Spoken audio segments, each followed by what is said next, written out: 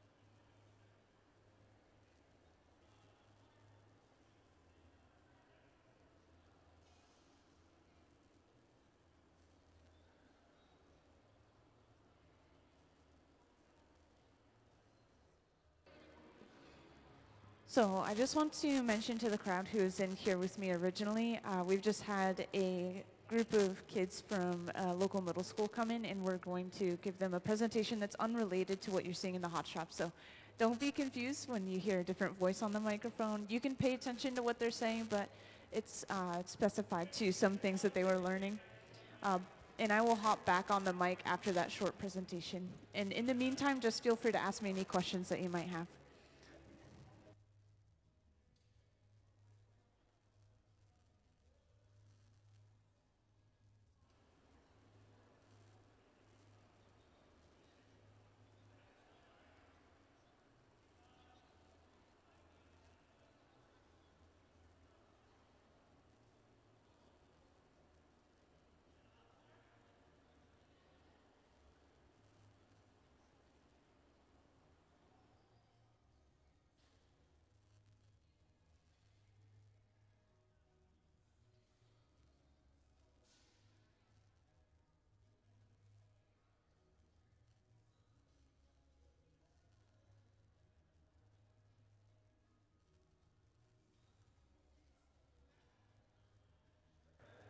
Good morning, Hilltop Heritage Middle School Science of Art students. Welcome to the Hot Shop here at the Museum of Glass.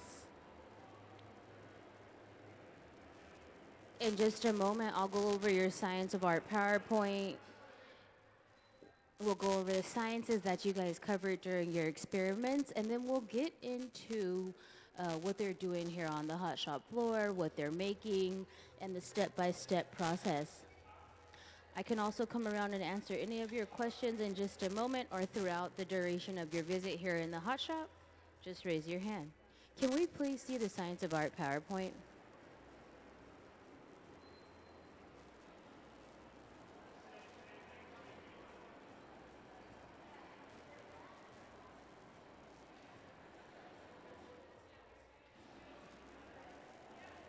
Alrighty, so we'll get into your PowerPoint. We're gonna first look at conduction of heat through an aluminum bar.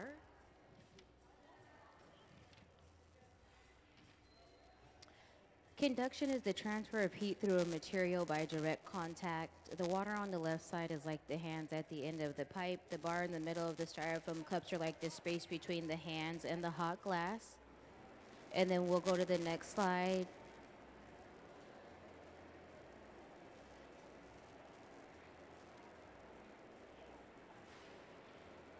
We'll go to the next slide for the convection of heat.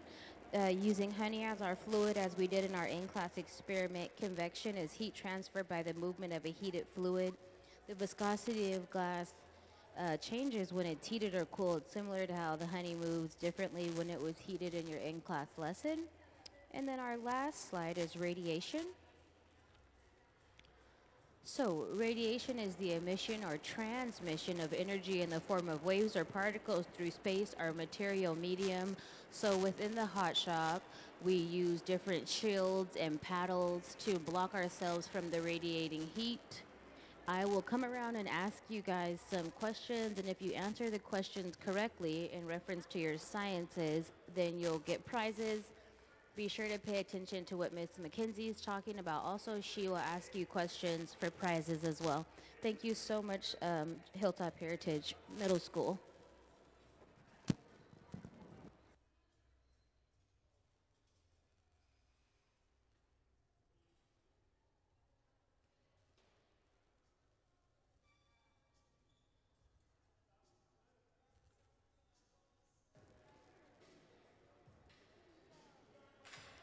So really important step we're seeing right here. We've just brought over another pipe. We attached it to the bottom of our piece. It's a little bit hard to describe this connection. We created almost this hollow bowl shape on the end of that pipe we just brought over. So we should have a little pocket of air in between that connection that we've just made. And this is going to allow us to completely break the piece off of the pipe it was created on originally. So now we'll have access to the other side of the piece, and we can start to open it up and flare it out from here into that martini glass shape. And this is why it's so important we have the closed captioning. I know it's probably pretty loud in the hot shop right now, so just pointing out that closed captioning again. And to break this piece off of the pipe, we're applying some water to the jack line right at this moment. This is causing a little bit of cracking. Then we tap the pipe and the piece breaks right off. And right here, Ben is supporting the weight from the other side using a wooden stick or wooden rod just to make sure that the connection isn't so hot that the piece just kind of drops. But it looks like Gabe has control over the piece, so he's going in and he's going to heat up mostly the front half of the piece, start getting it ready to open up. Also, just to let you guys know who just joined in, this piece is a lot larger than what you'll usually see in the hot shop. This is a large amount of people, a large amount of glass, and it's taking a lot of effort to make this piece. So this is important and large because this is a commissioned piece. And just to point out specifically some of the people on the floor, we have Wishbone Industrial Arts, and they are the ones who have commissioned this piece to be made. And this is eventually going to become the centerpiece for a game room.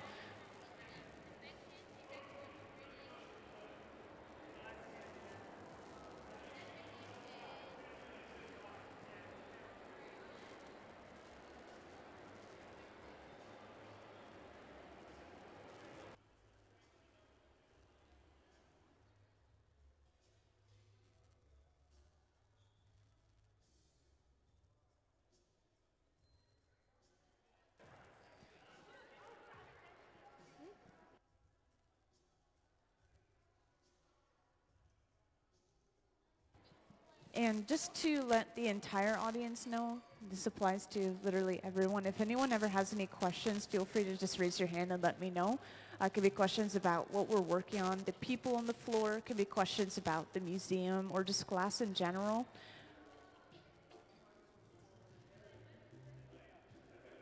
And speaking of, I should probably talk a little bit about the hot shop itself just to kind of kickstart things. So over on the right here, you just saw us use this large tank with the closed door. That is one of our glass furnaces. So it's holding a large ceramic crucible with molten glass inside of it at 2100 degrees Fahrenheit. And it can hold up to 1,000 pounds of that molten glass. We usually only put clear glass inside of those, and then we add the color through other processes. And this large open face furnace here, this is used for reheating the glass only. So each time we're going in here, we're just trying to make the glass malleable again, which means soft again, so we can continue to work with it. And those run between 21 and 2300 degrees Fahrenheit. And just to point out, this one at the center bench here, this is the largest one we have in the hot shop, and we usually never see it turned on. I've seen it turned on maybe 4 or 5 times over the past 2 years personally. I know it's probably turned on a little bit more often than that, but it's just an impressive piece of equipment right there.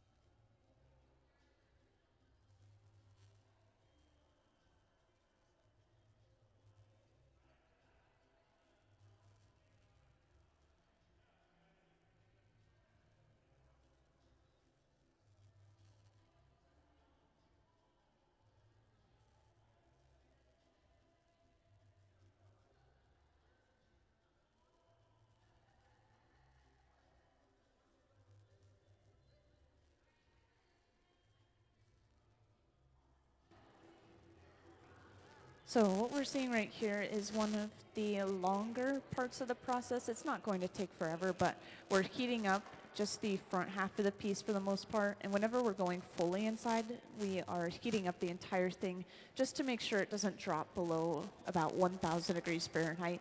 And this is called flashing, by the way. But we're trying to build up a ton of heat just in that front half, so we have to hang out in there for a little while. And then eventually, once we have enough heat, you'll see Ben start to work with the opening of the piece. Looks like he might start with a pair of tweezers, which are in his right hand. He'll pinch and pull at the opening. And usually when they do this, they are pulling more than they are pinching. The goal is to kind of stretch out that area of the glass.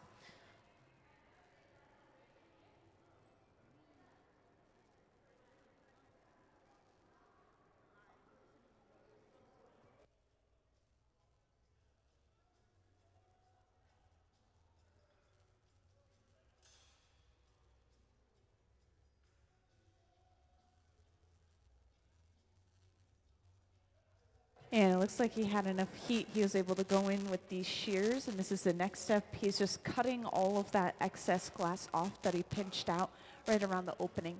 So this is getting rid of any unevenness that we might have had from that breaking point where we broke it off with a pipe. And it's also going to, once again, thin out that area of the glass a little bit, just making for a cleaner rim or opening for this piece.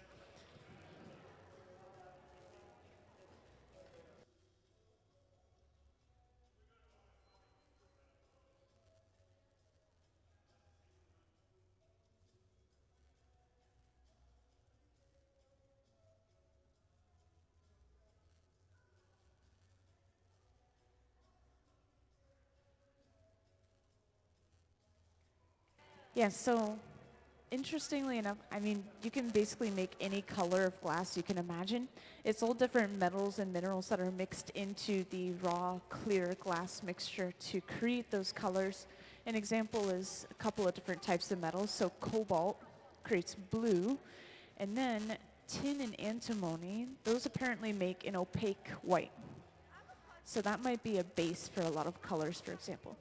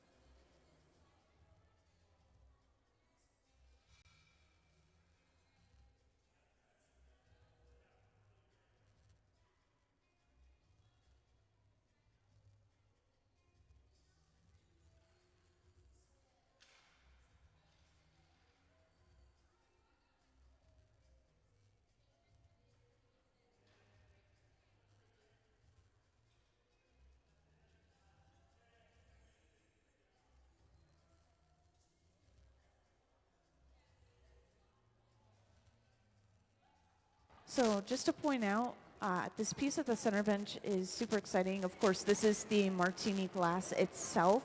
It's going to turn into this huge kind of V-shaped or cone-shaped piece. But on the right bench, we're actually making some of those olives right now as well, which I think is pretty cool. And what they're doing is they blow out kind of this overall round balloon-shaped form, and then they add extra details by carving into the glass and adding a little red piece of glass to create kind of like a pimento olive, I think. So they're just going above and beyond with the level of detail for this martini glass.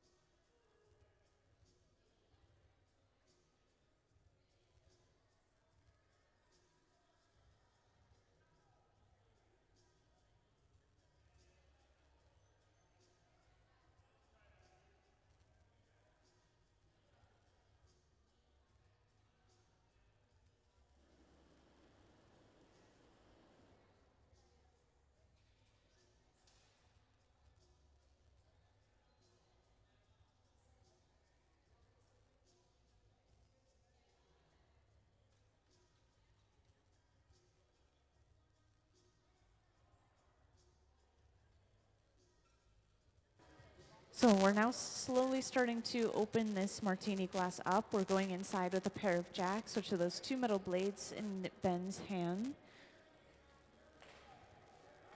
And just to make sure this piece is turning out as symmetrical as possible, we are rotating it in just one spot with these rollers instead of rotating it back and forth across the bench like we were earlier.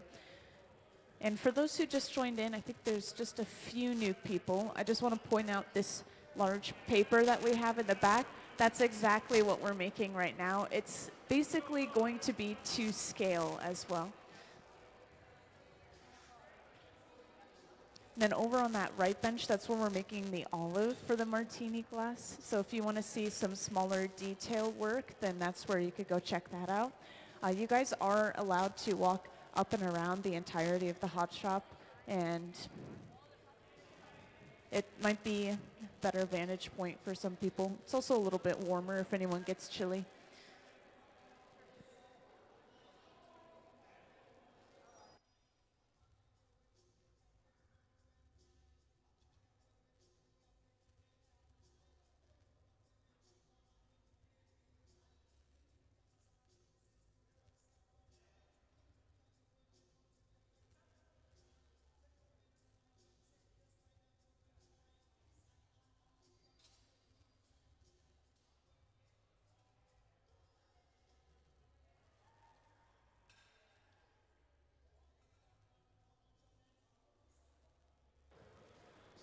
So at a certain point, once they have heated this glass up enough and they've opened it up wide enough, they'll be able to start just spinning it a little bit faster and pushing from the outside of the piece. And this is going to flare the glass out from centrifugal force. So it's going to be pushed outward instead of them having to force it outward with those tools from the inside like we've been doing already. So they're just kind of waiting for that moment.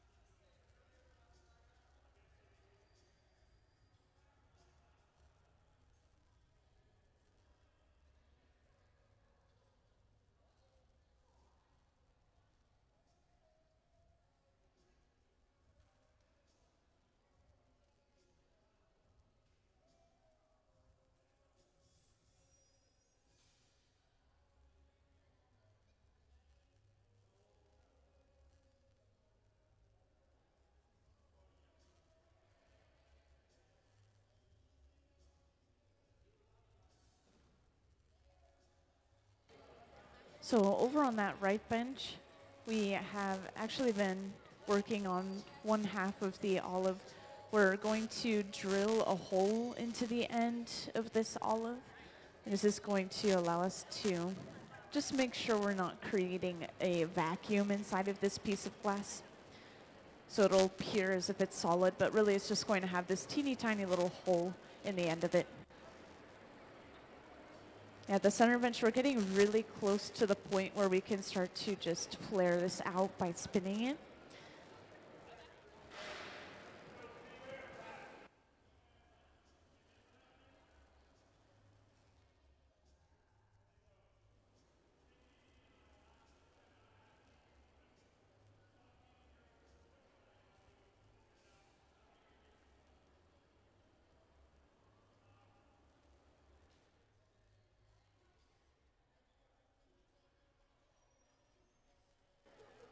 Somebody earlier said it was 25 pounds, but I feel like it's more than that. It's a huge piece. But yes, exactly. The leverage that the pipe has against you makes it feel so much heavier than it actually is.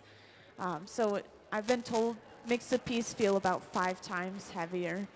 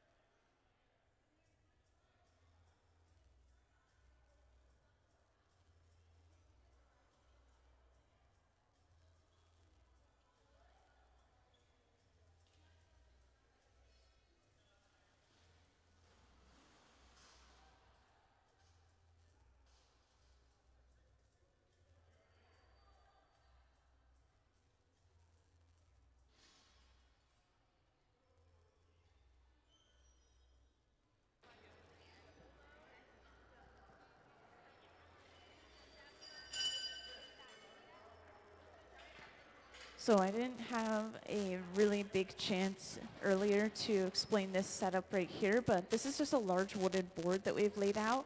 It has some wet newspaper laid on top of it, and that wet newspaper is partially to protect the wooden board, but it's also going to produce a little layer of steam in between the glass and the board, which will shape the glass. So right here, they're spinning as fast as they can, pretty much, and this is flaring the glass, kind of pushing the glass outward into that setup that they have. So this is supposed to create a really symmetrical shape piece of glass, and they'll use it really frequently for cylinders and cones and just anything that has a really straight, even wall.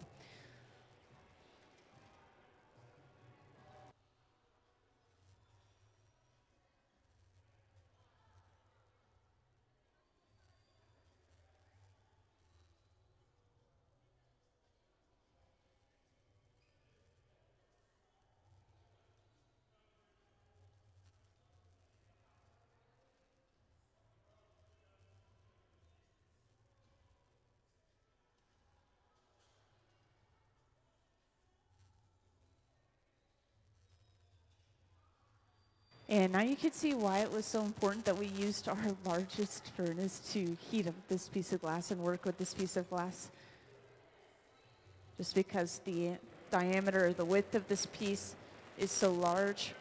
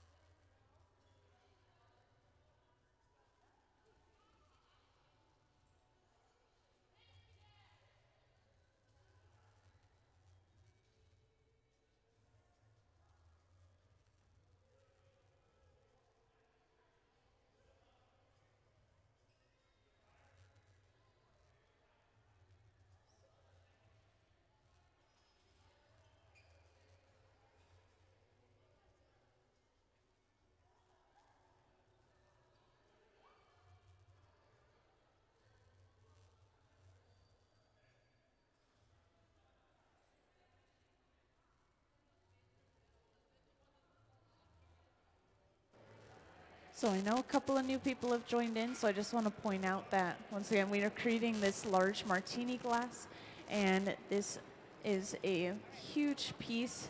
We have this cardboard cut out up in the front that is supposed to be basically the exact size of the piece. We have this image next to the furnace that we're working with that has the piece we're working on. So that's a really good visual reference for what the final piece will look like. We're making the olives right now over on the right bench at this moment while they're continuing to work on the top of the martini glass.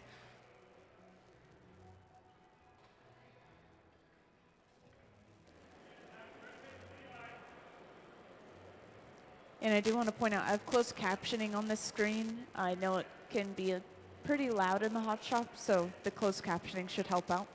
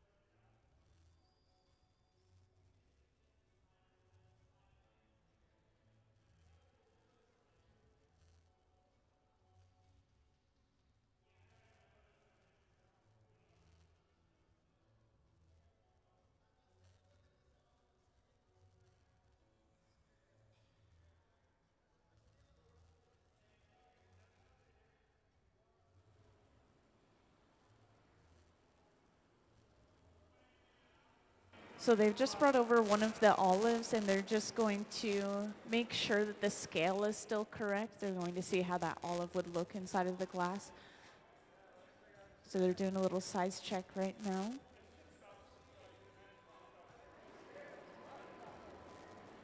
And it seems like they're happy with the scale, so that means we could continue to move on. We don't have to remake any olives.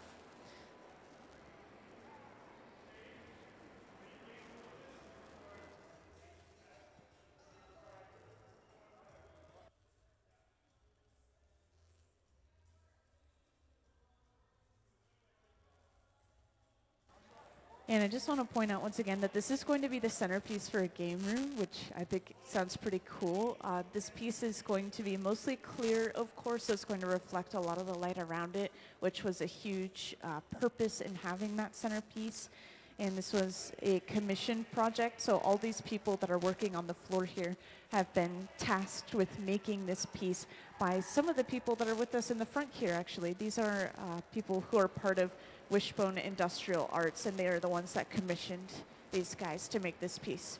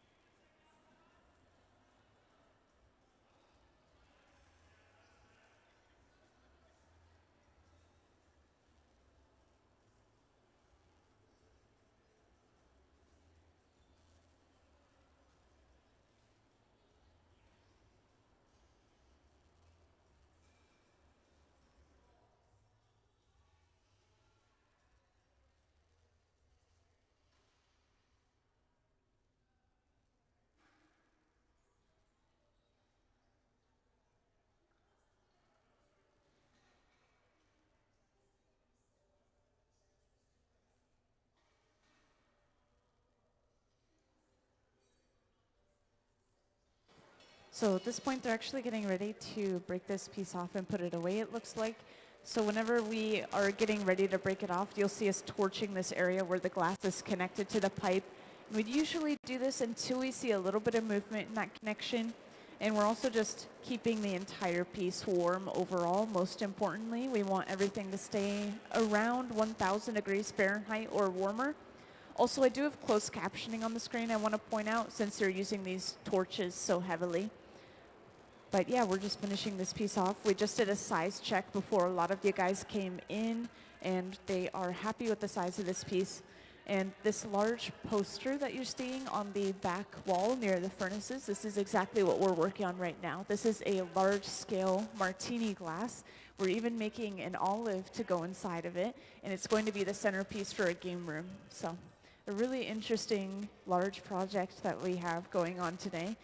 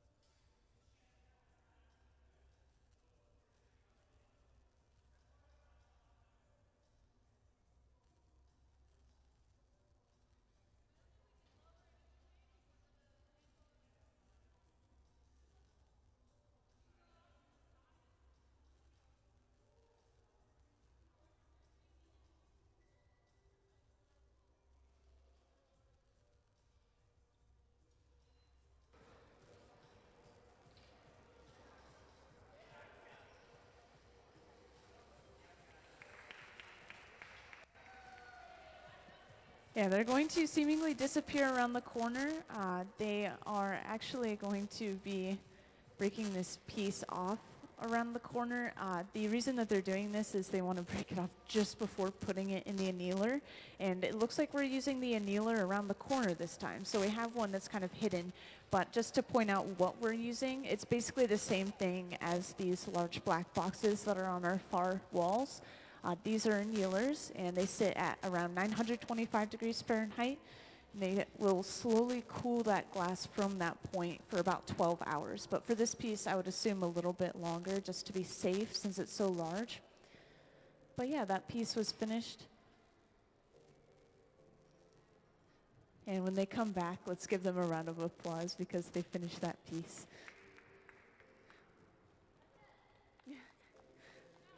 It looks like it was successful, so let's give them a round of applause.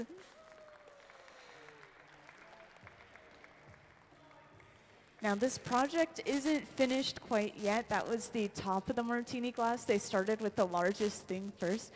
So I heard that we're going to be working on the base of the martini glass, and that's going to be attached to the stem all in like one fluid piece.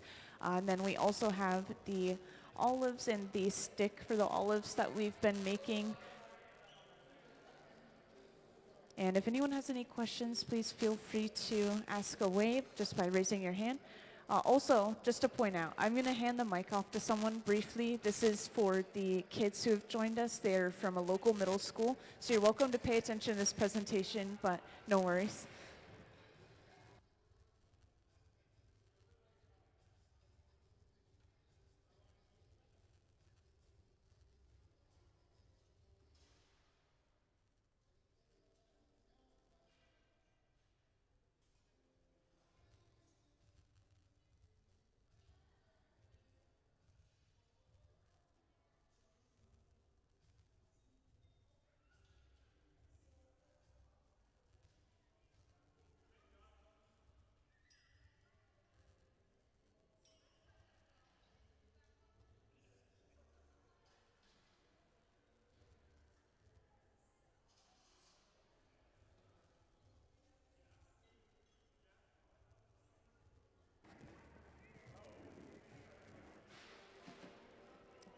Alrighty, welcome to the Hot Shop Hilltop Heritage Middle School students. I'm going to go over the sciences that you all did in your experiments when your science of art instructor came to your classroom. The first that we did was the conduction. It was the heat transfer. So conduction is the transfer of heat through a material by direct contact.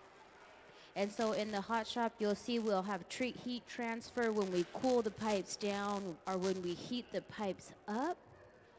And then we also have convection. So convection is heat transfer by the movement of a heated fluid. So when we go into the reheating chambers, those large ovens with the orange circles in the middle, we'll go in to get the glass nice and hot to change the viscosity of it, which makes the glass move a bit more. The more malleable it becomes, the more convection we allowed while we reheated in the chamber. And then our last one that we did in the classroom was radiation. And so can you guys feel the reheating chambers radiating the energy from here? So the heat from where we are. And then we also use the shield to protect ourselves from radiation, or we'll use paddles to protect ourselves from radiation. So I'll come around in just a moment and ask you guys some questions, and we'll get some prizes if you answer the questions correctly regarding your in-class lessons. Thanks, Hilltop Heritage, for visiting the museum today.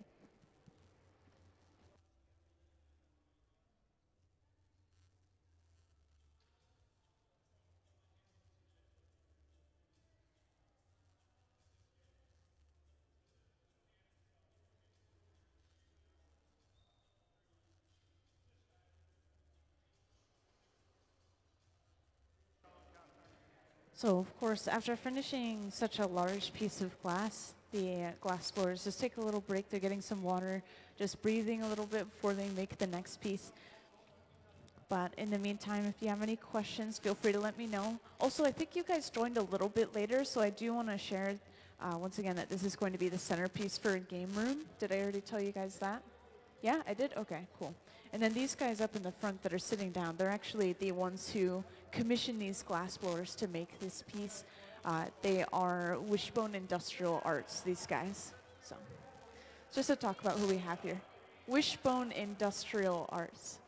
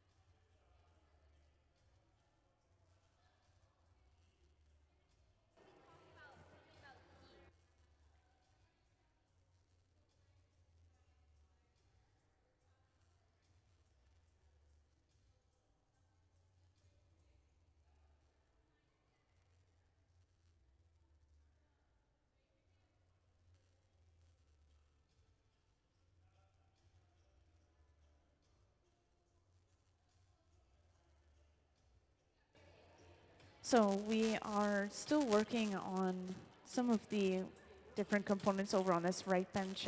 We were working on some olives over here, for example. We also do need to make this sort of decorative piece that's going to be on top of the stem, which you can see in the painting in the back there. So I think that we might be working on another olive here, though. And up in the front, I just want to show you guys some examples. This is exactly how we start our projects that we want color on. This is called Color Bar. If you haven't seen it before, it's just solid colored glass. And we'll melt it down and then use it on top of a clear bubble to create color. So when you see a colored piece of glass, it's not all made from color usually. Usually it's just a thin layer of color within the glass. And that's what they're getting started on over on the left bench. So if you haven't seen that process already, that's where we're going to be seeing it. And I'm going to check in, see what they're doing over on the left bench.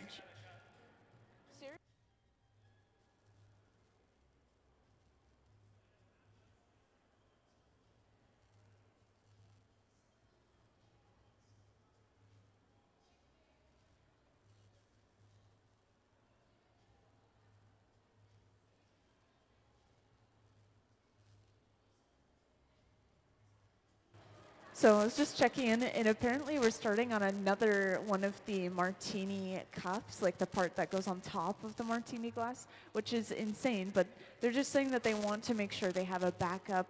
You always want to make sure that when you're working on a project this big and this important, that you have multiple parts of each component just to make sure. So they're going to make another one of those large glasses that you guys saw just before you came in, which is super exciting.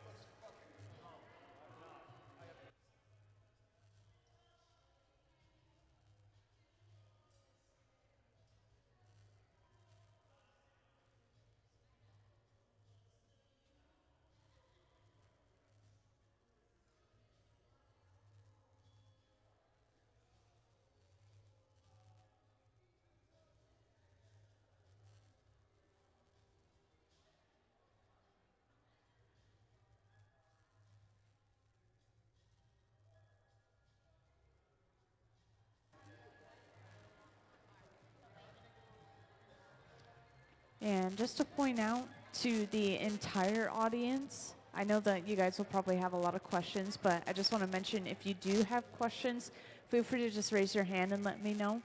Otherwise, I won't know if you have a question. So please feel free to just raise your hand. And it could be questions about what we're working on down here. It could be questions about just things throughout the museum or the museum itself. So any questions are fine.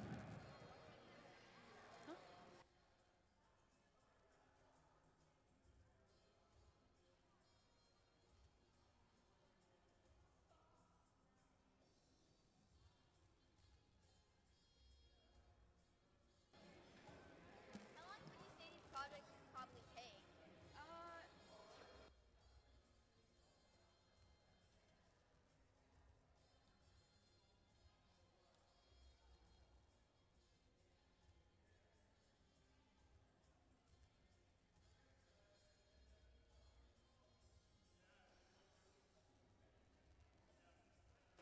Yeah, I just want to point out, this is a full-on cardboard replica of exactly what they're making today. So the piece is going to be like up to half of my torso, which is insane. I wish it was more visible to the public, so I'll ask if I can move it to show you guys. But we also do have this painting in the back, which is close to scale as well, I believe.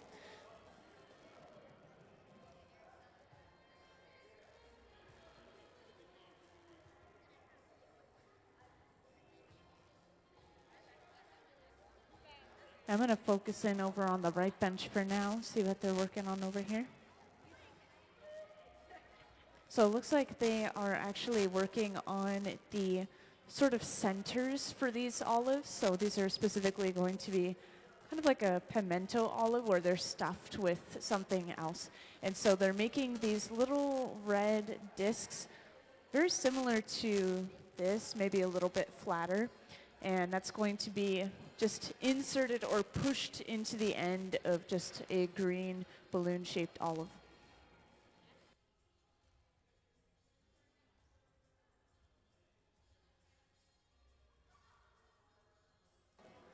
All right, so I don't know if I did a full tour of the hot shop with you guys, but even if not, I'm just gonna have you guys guess the temperatures of the furnaces so that you guys are impressed, I don't know, and I have some prizes. So, does anyone know how hot the furnaces are that we're working with in the hot shop? Let's see, I'll start from the left.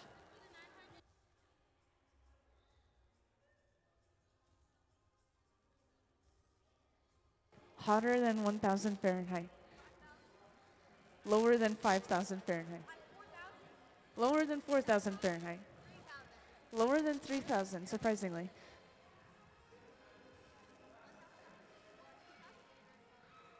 Yeah, you said two answers. That's really, really close. I'll give it to you because you said 2,000 degrees Fahrenheit.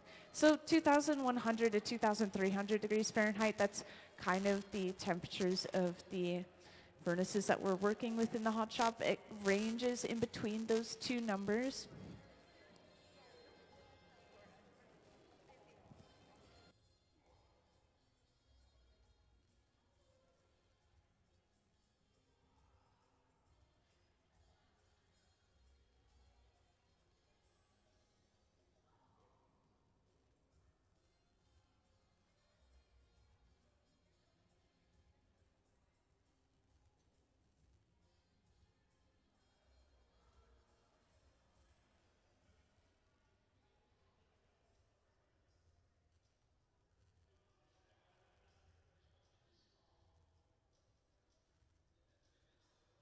All right, something super easy, I guess.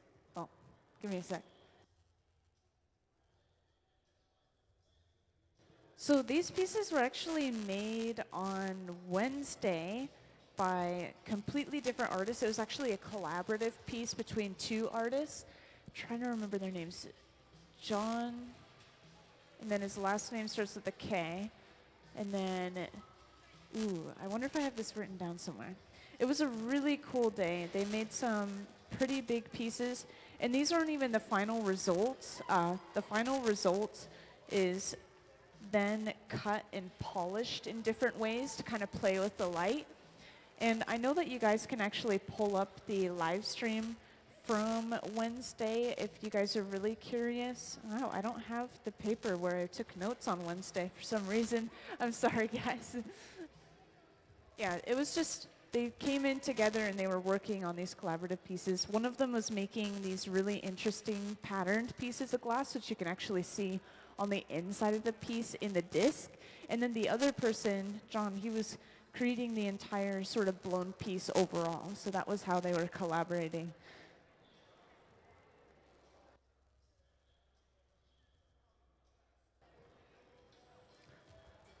All right, so the question I was going to ask you guys is pretty easy.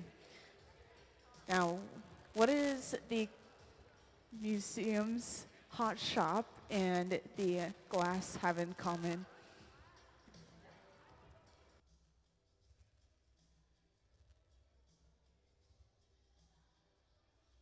No, the glass that we're working on, this martini glass.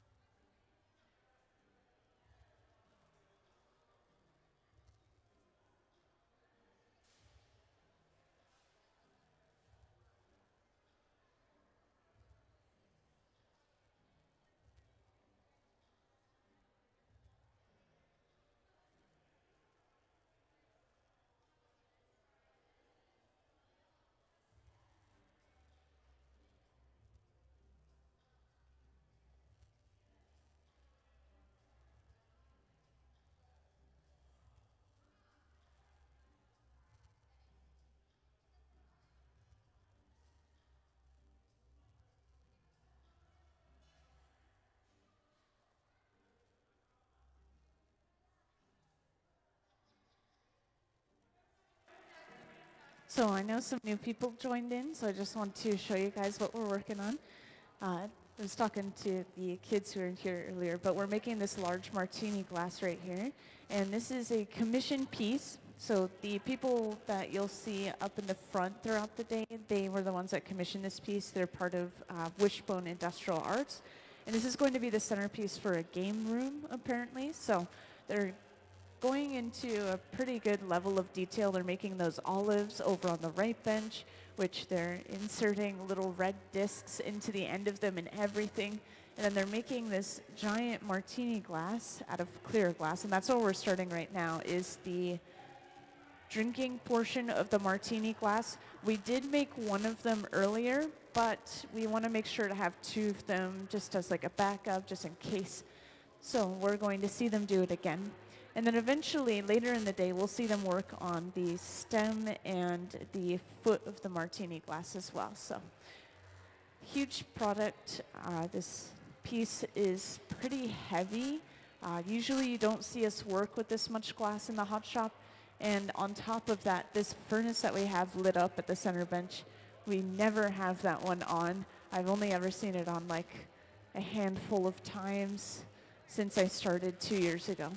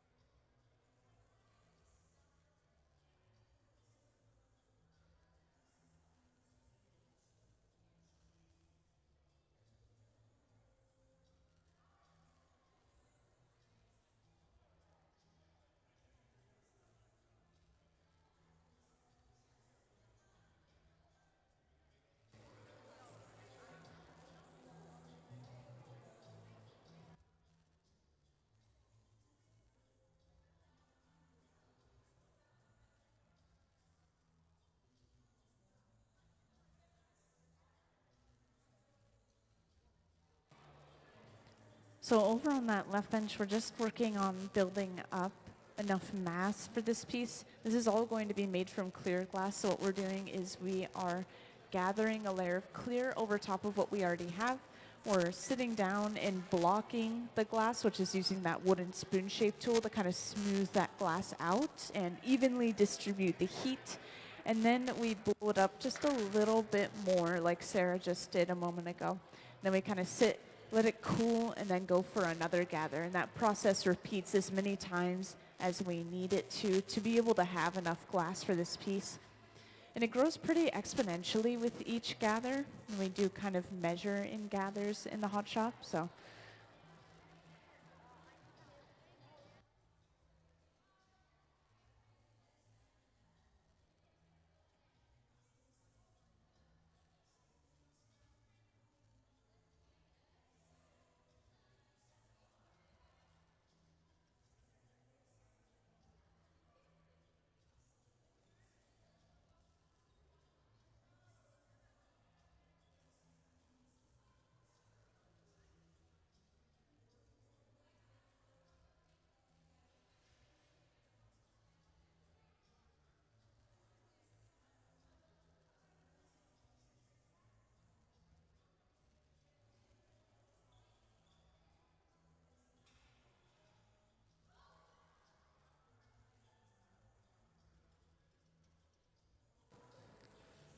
also, if you're curious, sometimes we'll spray water into the glass furnace. So that's our glass furnace there with the closed door.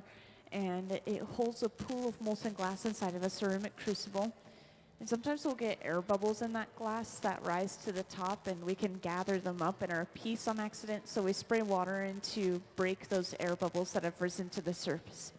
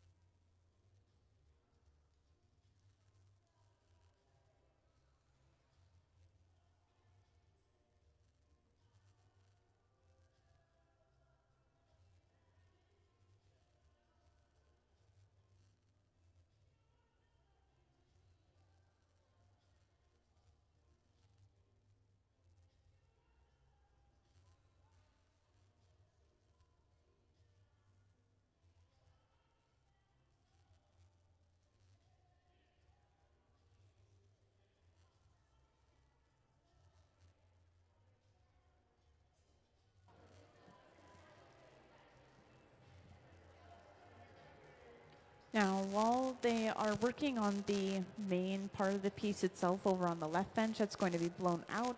At the center bench, Gabe is just getting started with a little bit of clear glass on the end of this solid pipe. That's the difference. This is a solid pipe. That's a blowing pipe. And this is just kind of prep work. Later on, we will gather even more glass over top of this and eventually use it to be attached to the end of our piece. We want to make sure that we have kind of this solid core before we gather over top of it later.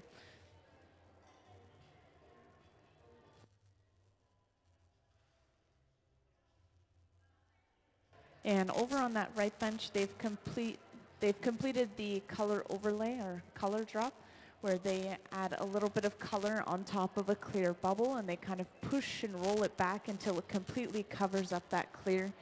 And just to give an example, this is what a color overlay looks like. It basically just creates this really smooth, even layer of color across the entire part of the piece that we apply it to. So that's what we've done over on that right bench. And once again, these are turning into olives over on the right bench.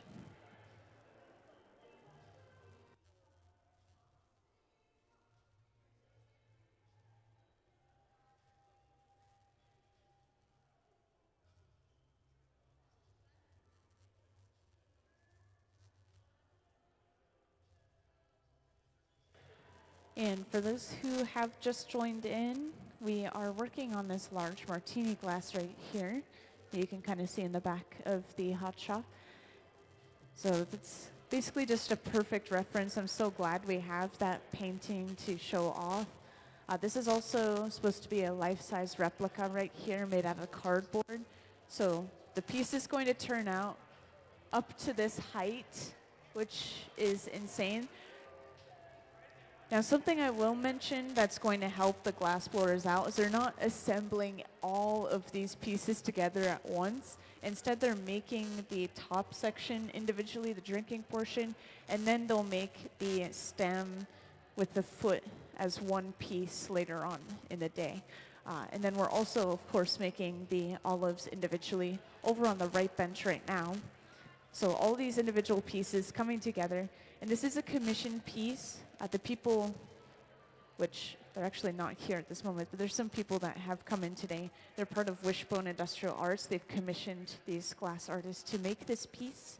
And this piece is going to turn into a centerpiece for a game room. So this piece is mostly clear glass. They were describing to me that they want it to kind of play with the light around it. So because it's clear, that light should reflect through and kind of scatter around the game room. Also, I do have closed captioning on the screen. It's not terribly loud in the hot shop at this moment, but it will get even louder later on once we start using these large torches, kind of like this one that we have over on the right bench right now.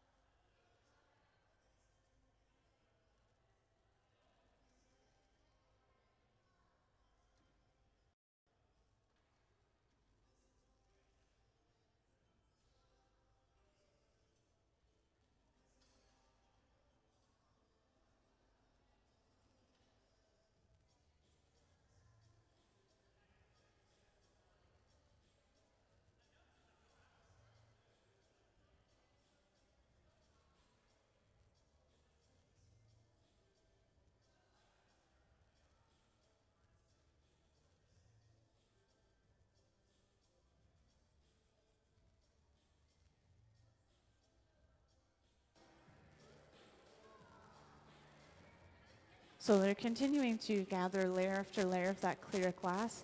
And I know a lot of kids just joined, so I want to point out this is our glass furnace that we're using over on the left side of the hot shop. So each time we go in here, we're picking up a new layer of molten glass on the end of our pipe. And that makes the piece larger and larger as we continue to go in there. And there's only so large we can go. I mean, we can only blow it out so far to the point where it won't fit inside of these reheating furnaces. And then we can only get so much glass to the point where we can't fit back out of the door, interestingly enough, of our glass furnace.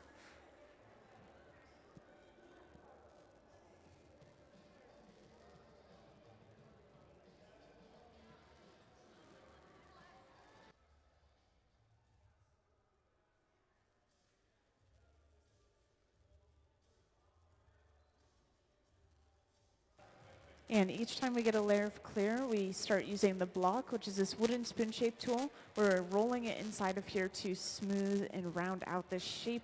And this is also going to help evenly disperse the heat. Just make sure the heat is even across the bubble.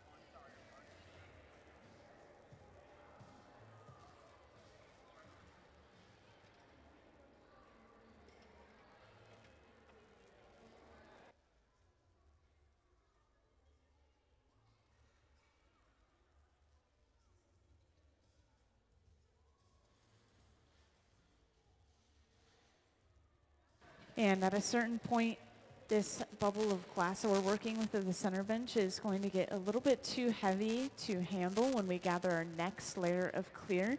So we use this contraption that you're seeing right here to support a lot of that weight when we go in there to get more glass.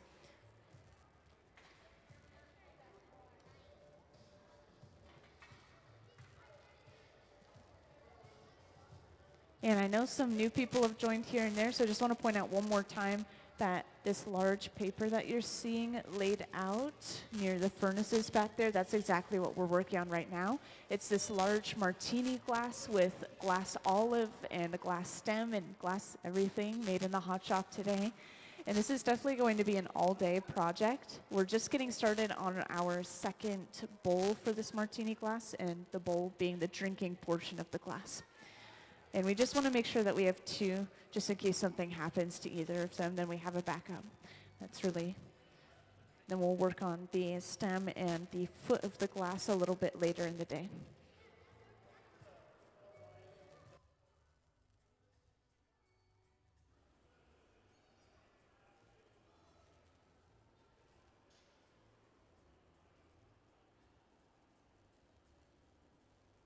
And this is why the closed captioning is important. These torches can be pretty loud, and usually my mic isn't loud enough to overpower it.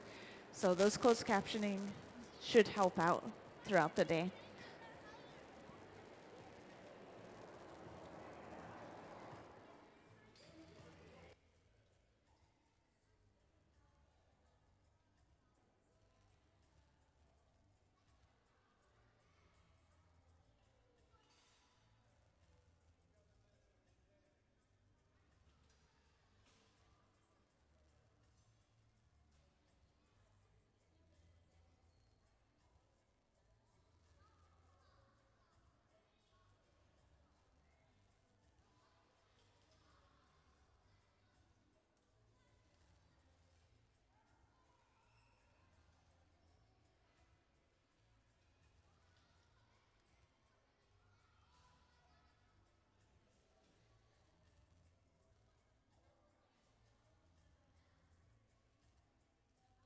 So the center bench, Ben is now going in with a pair of jacks, which are these two metal blades, and he's squeezing down kind of near the pipe. This is where we'll break the piece off of the pipe later on. And we still will gather one more layer of clear onto this piece of glass, but this line that we're creating, this is telling us where we're going to gather to. So we don't want to continue to gather onto the pipe. At this point, we're just going to gather onto the bubble itself.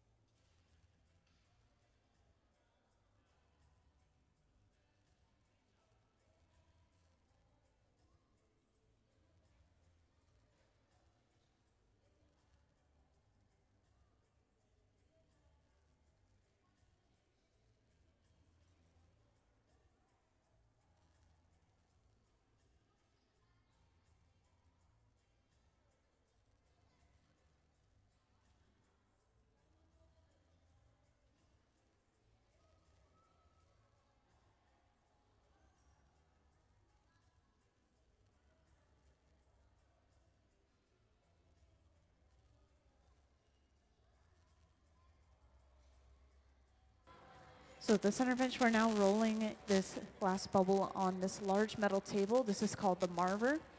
And when we roll the glass on the marver, this can be for a couple of different reasons. We want to shape the glass bubble overall. And then also, sometimes we'll purposefully cool the glass down by rolling it on the table. And then whenever we're cooling the glass down in the hot shop, that means that the glass is less soft, so it's a little bit harder to move in that direction. And this can help us get a very specific shape, or it can just help us even heats out. It can help us blow the glass out in one direction versus another. And we're continuing to make that olive over on the right bench. And could we actually have a quick shot of that, please? Just want to make sure everyone has a chance to see these olives. They're pretty cool. So this is still pretty early on. We are still blowing this olive out. We're kind of guiding which way it blows out using these newspapers in his hand right here. And eventually, they will actually drill a hole into the end of this olive and then just add even more detail to it by carving into the surface this sort of cross mark. And then on the other side, they add in a little disc of red glass, which creates the appearance of kind of a pimento olive. It has like a little bit of pepper stuffed into it, you know, just another level of detail. Thank you.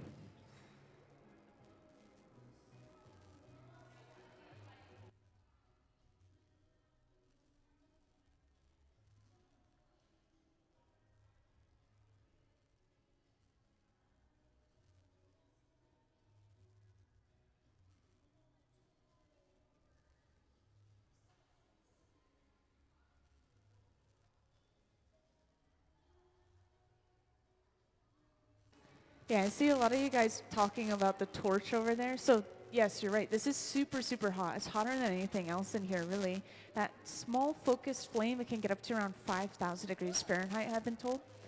Meanwhile, the molten glass itself sitting, the texture of honey inside of our glass furnaces, that's only at 2,100 degrees Fahrenheit. So that just kind of gives you an idea of how hot that torch is.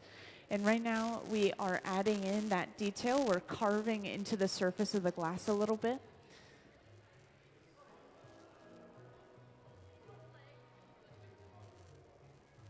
At the center bench, we're letting this glass cool down, which is why we're kind of sitting here. That heat is being pulled out of the glass by the air. And then we will gather our next layer of clear glass over top of this.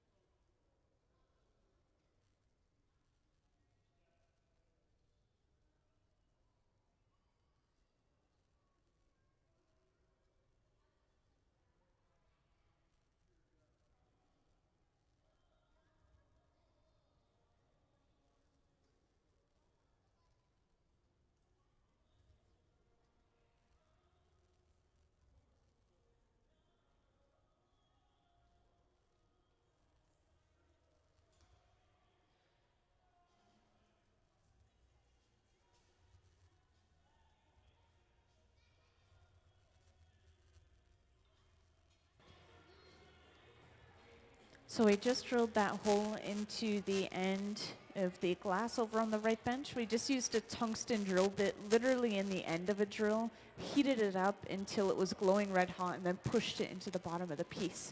So that drilled and melted a hole into the bottom of the piece.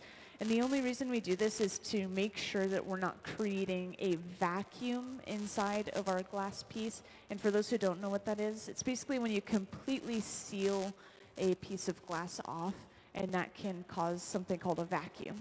And that actually causes the glass to implode on itself, which is like reverse exploding. It's really interesting.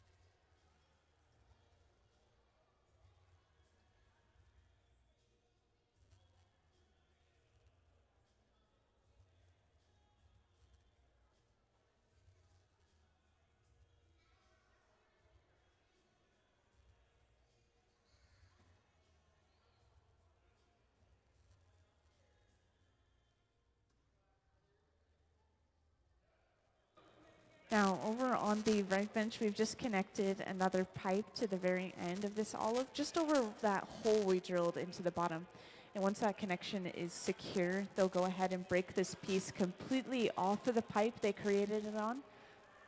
And the way that they break this off is they apply a little bit of water to that connection point, and that causes some purposeful cracks. Then they tap the pipe, that sends a vibration to those cracks and pops the piece right off. So now from here, we'll be able to add that little red disc, that level of detail I was talking about earlier.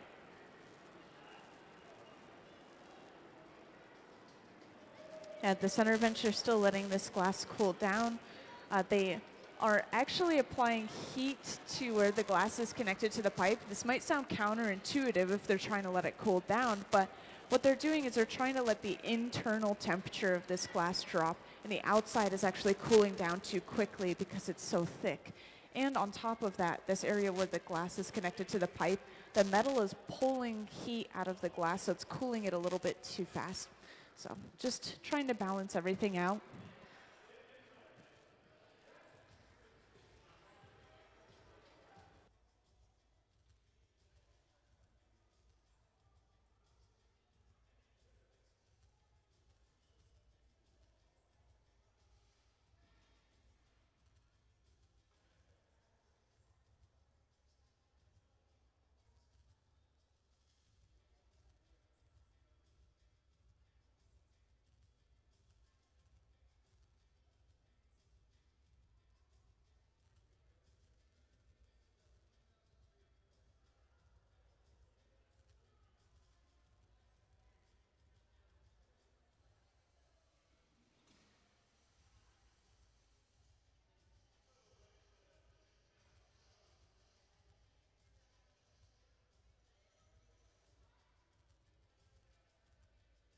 Yeah, so I think I mentioned this earlier, but this mechanism that we have. This is just supporting the weight so that they could gather that last layer of clear glass. Otherwise, it would be too heavy for them to actually lift that pipe back up out of the furnace at that angle.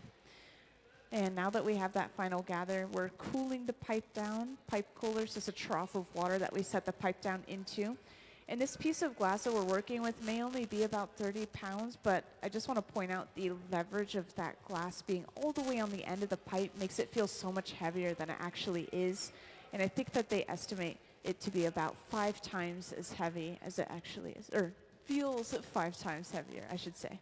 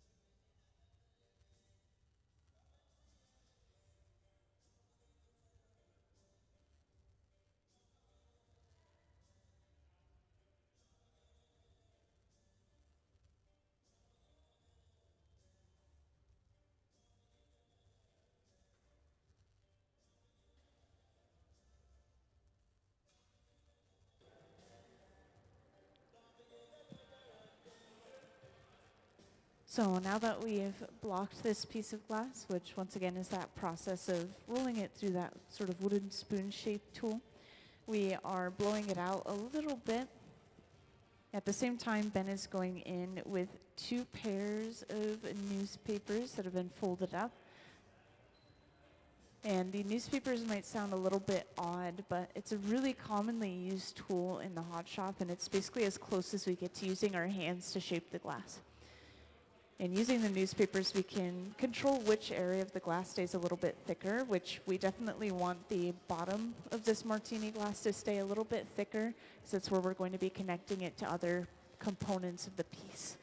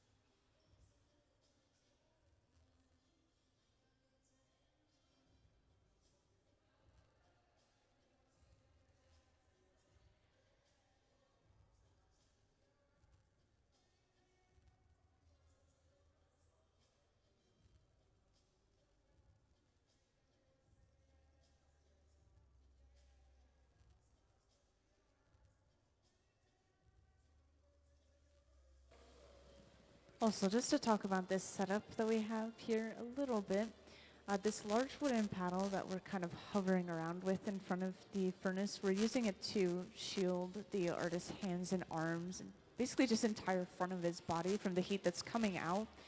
Because, once again, this is our largest reheating furnace in the hot shop. We only really turn it on for large projects like this right here. And then to make sure that this furnace is staying warm, we're continuously closing the doors again, just trying to keep that heat in there, and then we reopen it whenever we need to go back in.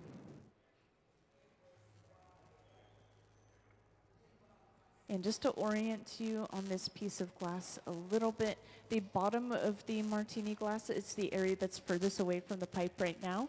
So we're going to be building kind of this cone shape on the end of our pipe, and then eventually we'll flip the orientation of the piece and then open up the other side and flare it out into that martini glass shape.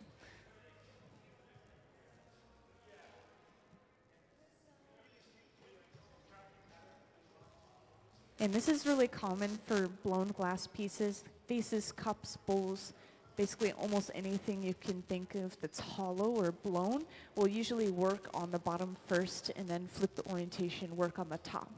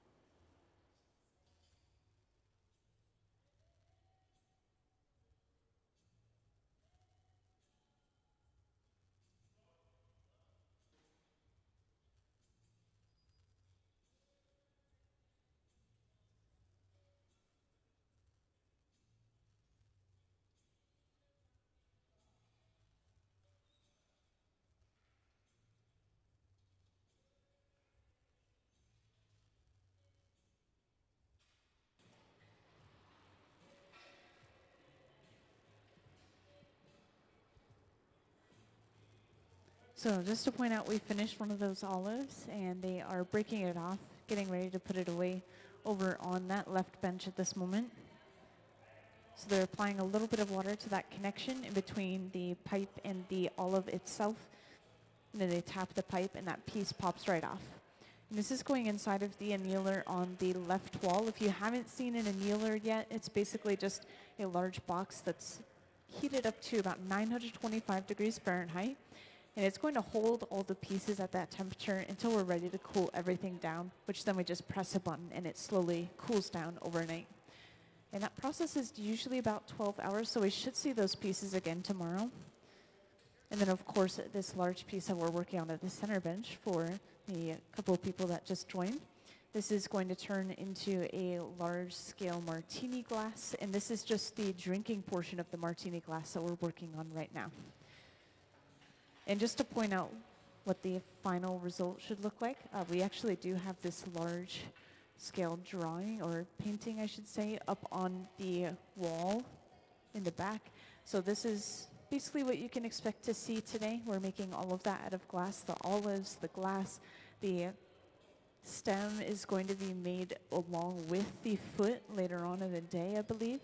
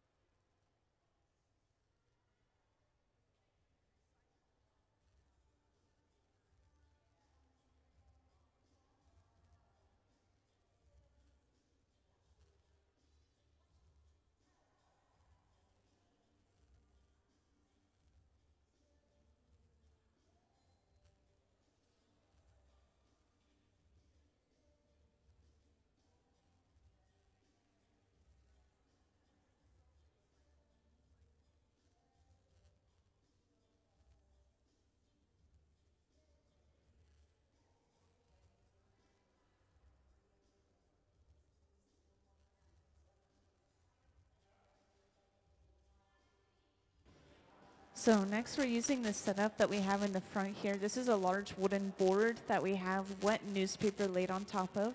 That wet newspaper is both protecting the wooden board and also creating a little layer of steam in between where the glass is touching anything, which is shaping the glass. So this is how we get a really symmetrical shaped piece of glass. We're applying even pressure along the entire wall of the piece at the same time. So we use this for things like cylinders and cones and basically just anything that has to have a really straight wall. Also, this air gun, we're just blowing the smoke away from Ben's face so that he's not inhaling it while he's working with this piece of glass. So we're not using it on the glass itself.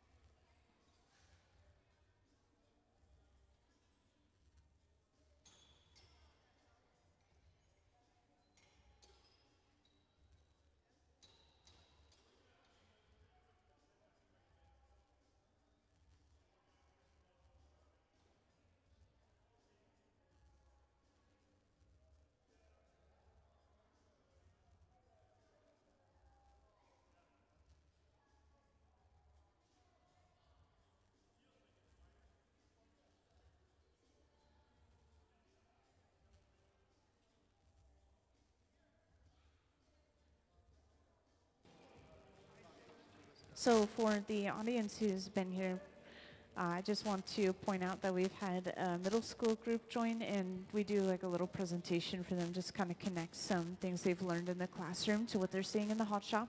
So I'm going to hand the mic off to someone else to give that presentation. You guys are welcome to pay attention to it, but no worries if you are just confused, like, what? Why are they talking about transfer of heat? This is why.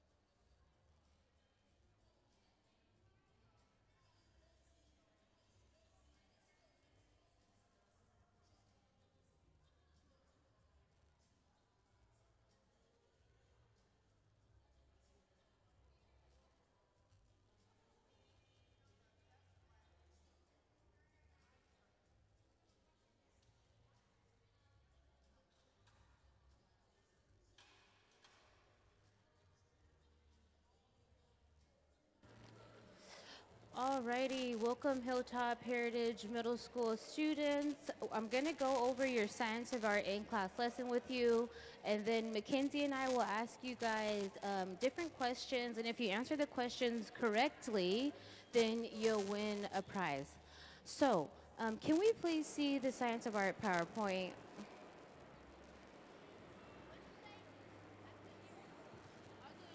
tell you in a second.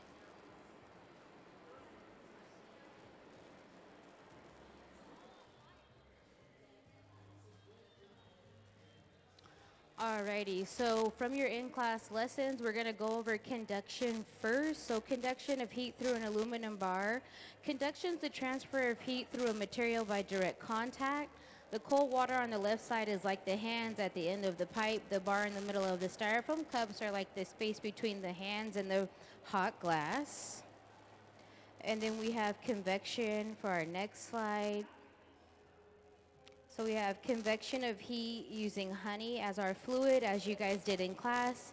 When you heated up the honey, it changed the viscosity of the honey, which made it move quicker. So convection is heat transfer by the movement of a heated fluid.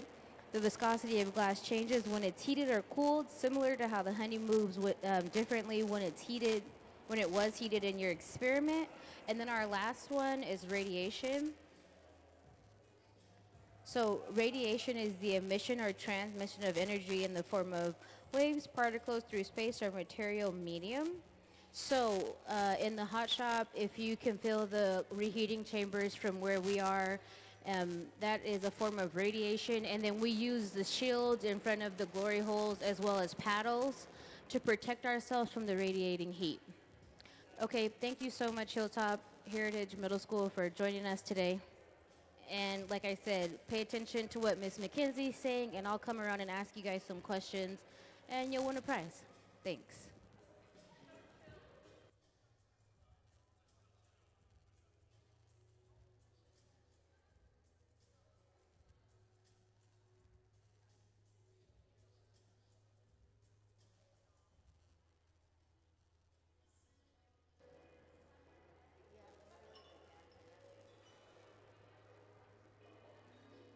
So just to point out to those who just joined in, once again, we're making a large martini glass, which you can actually see in this picture that's hanging up in the back there. So this is exactly what we're making. That's pretty much the size of what we're making too. So we're making the drinking portion of this glass at the moment, right at the center bench there. And then we're making these olives over on the right bench right here. So you guys will get to see the olives really up close, which is kind of cool.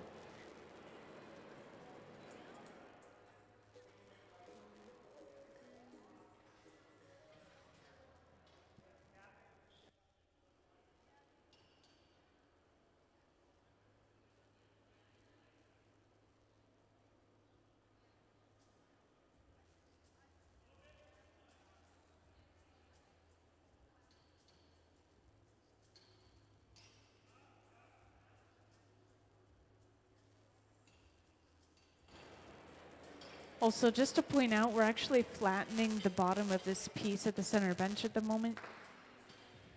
We're pushing decently hard with both a wooden paddle, and then earlier we were also using a graphite paddle. There we go, that's the word I was looking for. So a paddle made out of graphite. Now we're superheating this little corner at the bottom. We just want that corner to be as sharp as possible to make this piece just a little bit more symmetrical and even, because this is where we'll be connecting the stem later on.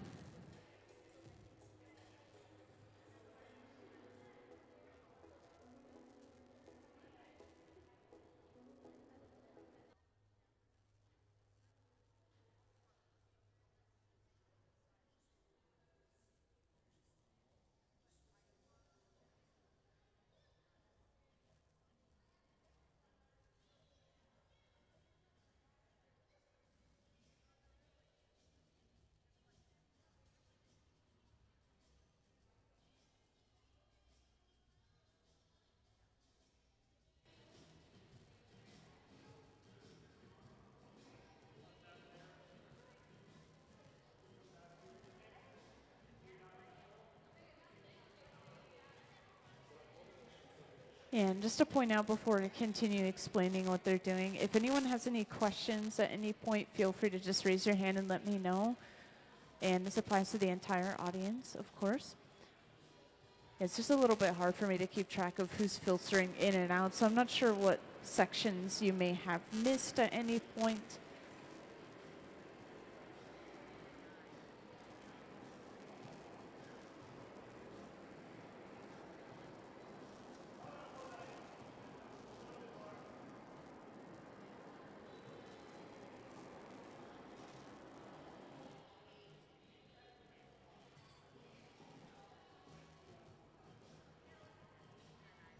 And I see some new people now, so I just want to point out once again that we are working on this large-scale martini glass that you see kind of up in the back that is painted out. Yeah, it's also this cardboard cutout right here, but it's falling apart a little bit, so I can't move it out to show you guys.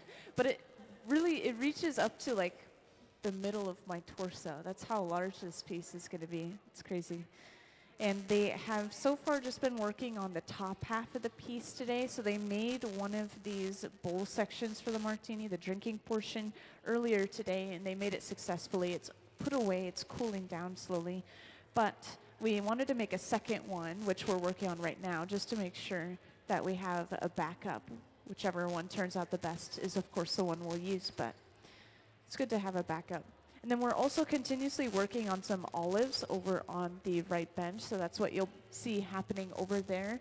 This is a pimento olive, so they're creating an olive out of these lovely pieces of green color here. And then they are creating these discs of red colored glass out of course, just this red.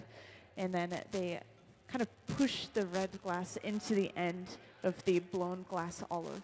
It's just pretty satisfying, and they put a lot of detail into it, even adding a little cross on the other end of the olive where the machine has kind of pushed the pit out. And we're trying to make sure that we are hitting a certain size for these pieces. We apparently don't have to be super picky about it, but we just want to make sure that the scale is accurate throughout the entire piece. So the top is proportional to the bottom, and then the olives are proportional to the glass, of course. Now this is a commissioned piece, so all these artists that are working on this piece were commissioned by Wishbone Industrial Arts, which you'll see them throughout the hot shop, but they're usually sitting up in the front here.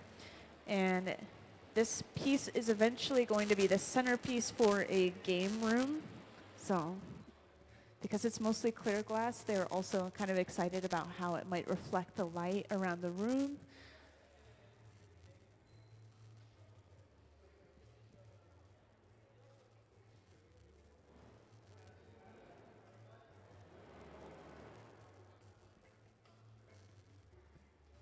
Also, this is a really impressive amount of glass that we're working with, if you couldn't already tell.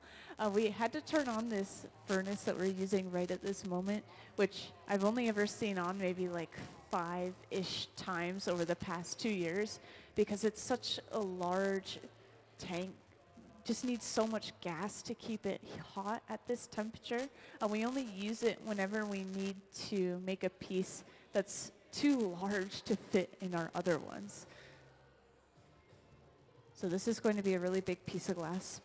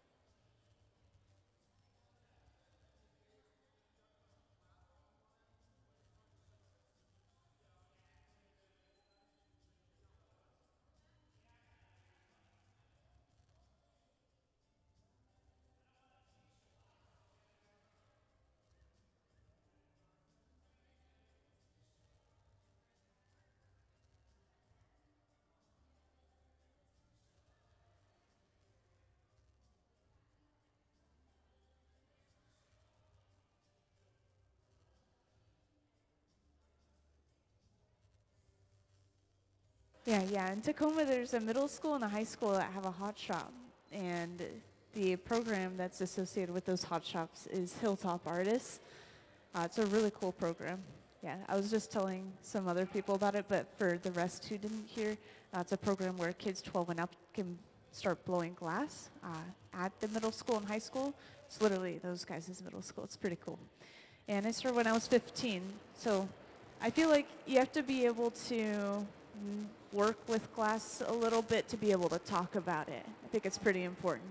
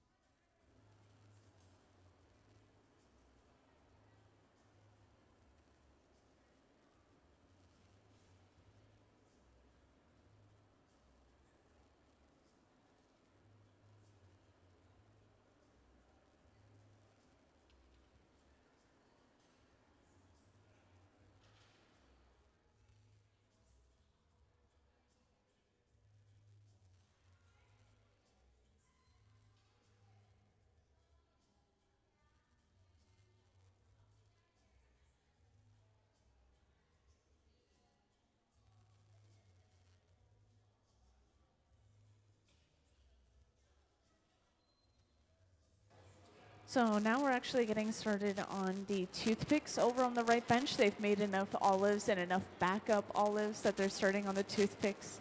And this is going to be a little bit of a different coloring process than the olives. With the olives, we use these solid bars of color to create a really even surface of color across the entire piece, just like these right here. But instead, we're going to be using something called frit for the toothpicks, which are shards of colored glass. So this is going to make the color look a little bit inconsistent, but on purpose, just to kind of give the piece a little bit more texture.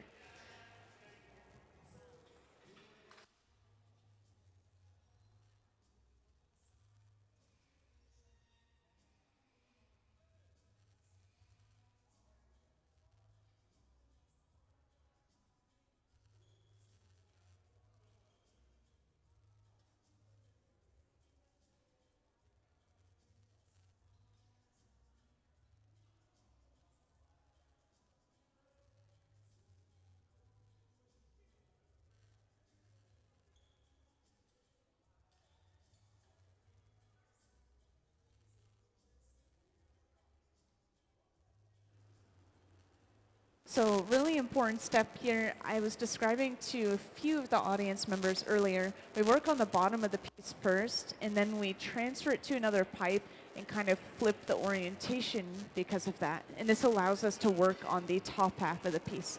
So we've just attached another pipe to the bottom, and once that connection is solidified a little bit, set up, then we break the piece off from its original pipe. And the way that we do this is we apply a little bit of water to our connection point, which is this divot here near the pipe. And that water is going to crack the connection enough for them to break it off.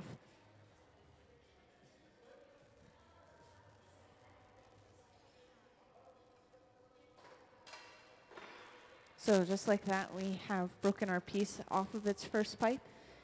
And now we'll be able to start working on opening this martini glass up into that perfect cone shape.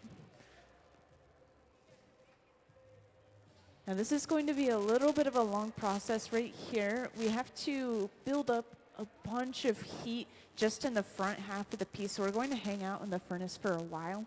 So in the meantime, I guess I'll focus over on these toothpicks on the right bench. So we've gathered up our color, which once again was frit, those shards of color. And we're now rolling our solid glass on this table, the marver, to shape it.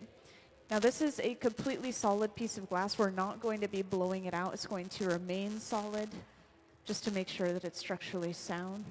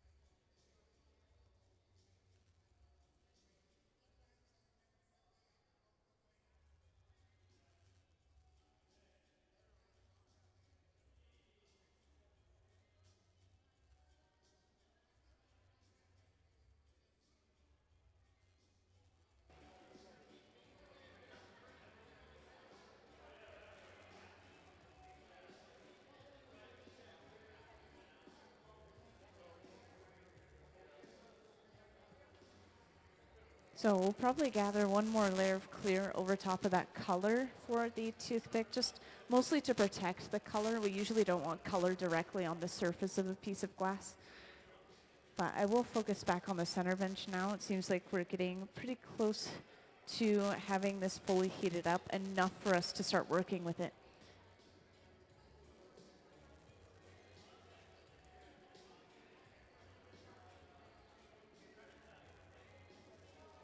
And just as a reminder, if anyone has any questions, just remember if you can just raise your hand and let me know. It can be questions about what we're doing in here and who you see today, or it can be questions just kind of in general. Oh, hey, I went to Italy one time and I saw them blowing this piece of glass. How did they make this specific pattern? You know, any question about glass, I should be able to answer it. You can test my knowledge.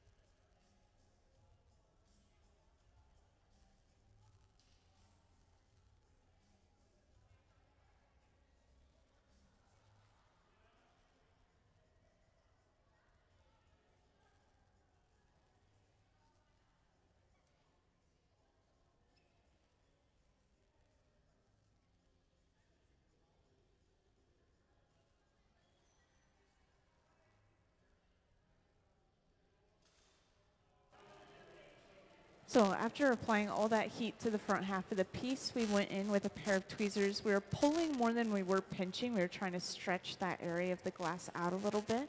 And then we trimmed all that glass off with just one heat, which is why we have that little scrap on the floor now.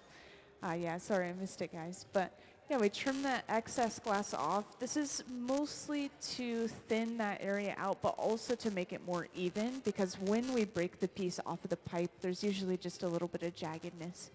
And now we can continue to open this up as we would any other piece. It looks like we're starting from the inside, just kind of pushing outward with the jacks, which are those two metal blades.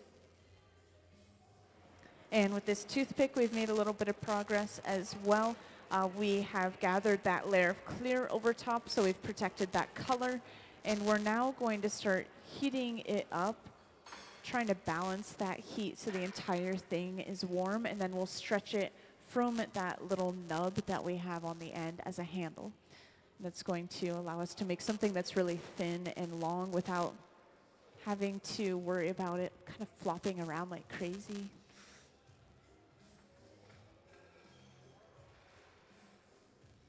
Yeah, this toothpick is kind of a one and done deal. Once it's lengthened like this, you cannot put it back into the furnace because it's too long and flimsy to heat up again. This is basically the same process as making cane, which are the sticks of colored glass that create stripes on pieces. At the center bench, we're using a Soffietta, which is this cone-shaped tool, to reinflate the glass a little bit. That cone blocks off the opening. Then we just blow some more air in.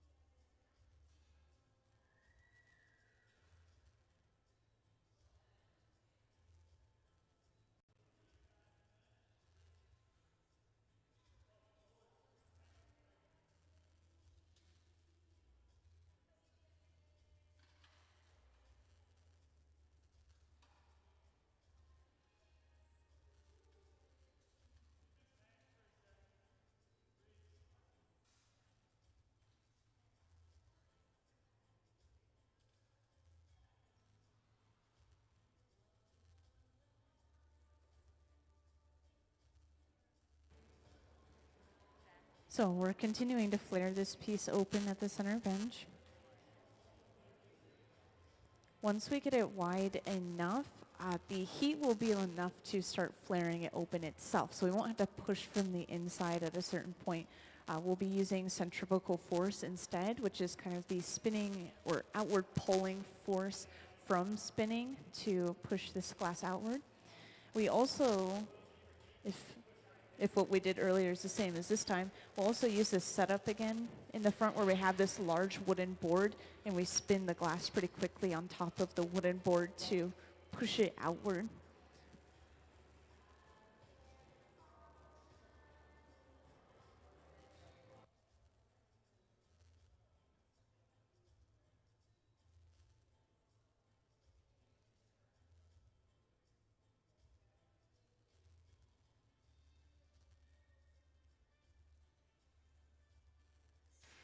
Also, we just put that large stick of glass, the toothpick, over in the left annealer. And once again, this large box basically is just going to hold anything that we put inside of it at this moment at around 925 degrees Fahrenheit. And then at the end of the day, we just let everything slowly cool down with the press of a button. And this cooling process does take a while. It's usually about 12 hours, if not longer. And for these really complex, thick pieces of glass, we want to make sure that they cool pretty slowly.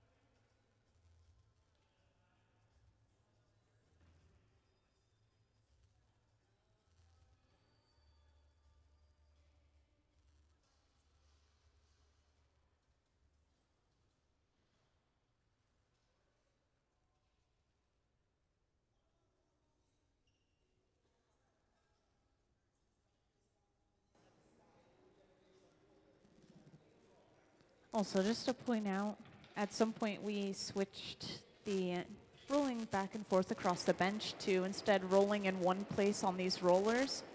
And these rollers are important, really helps us make a more symmetrical piece so we don't have to keep track as it rolls back and forth. We just rotate it in one place.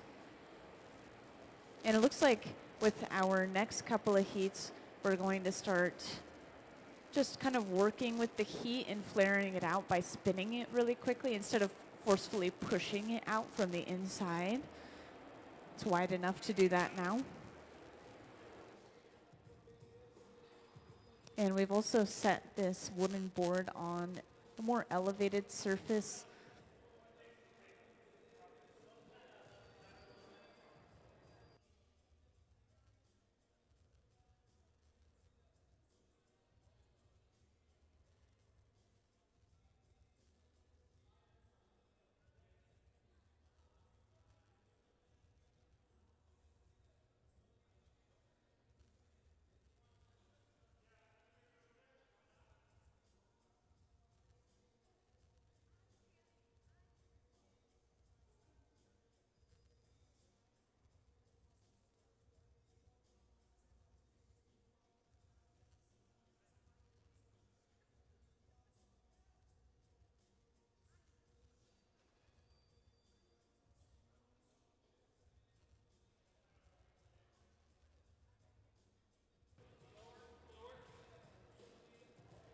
So we have two people supporting a lot of weight in the front, and they've angled this pipe just to make sure that we can apply even pressure across the entire wall of the piece.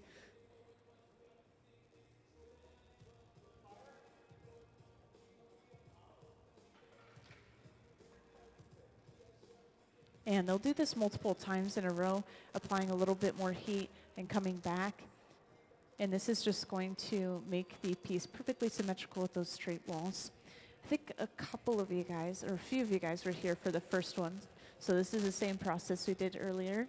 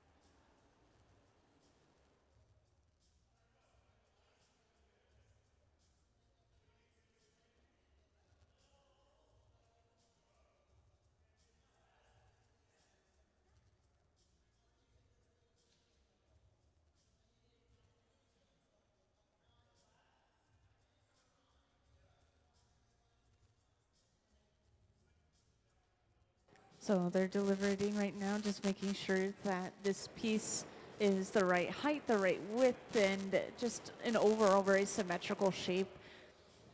And this will decide whether we continue to work on it a little bit more or not. And it looks like we are going to work on it just a little bit more. So we're applying a little bit of heat to the front.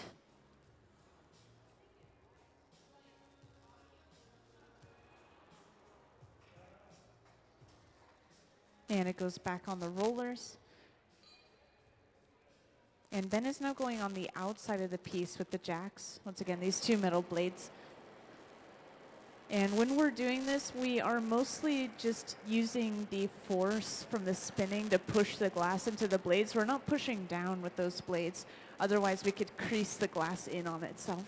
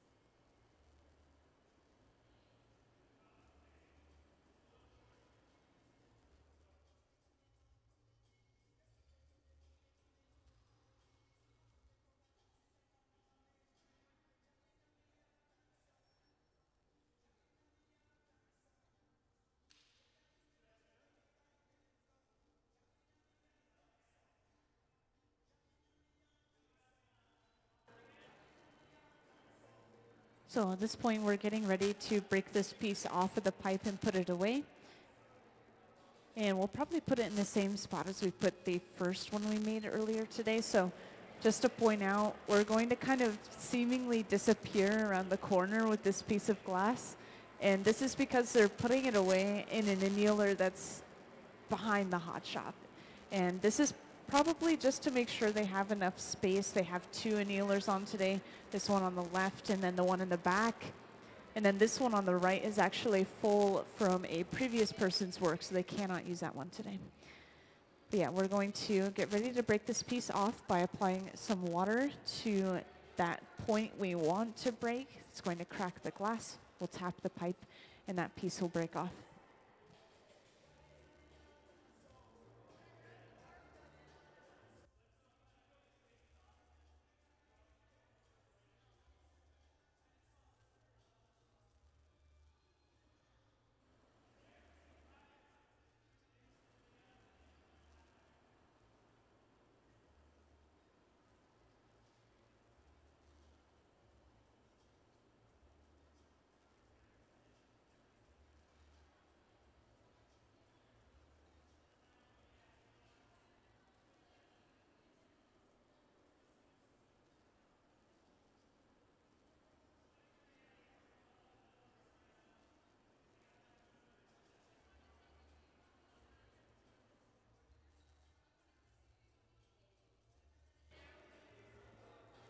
And to help support the weight, they'll actually place it onto this contraption and then walk around the corner with it, which is why they've brought this out. You can see when we open the doors to this furnace how much darker it gets, right? So every time we open the doors, it's letting all that heat escape, which is why we keep closing and opening and closing them.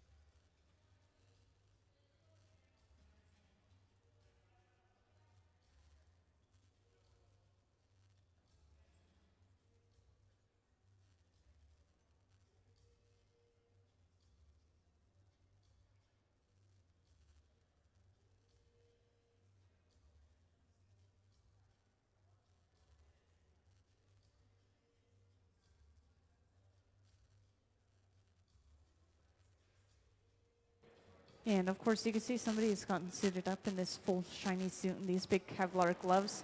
This is going to protect him from the heat of the glass as he actually physically picks it up to be put away.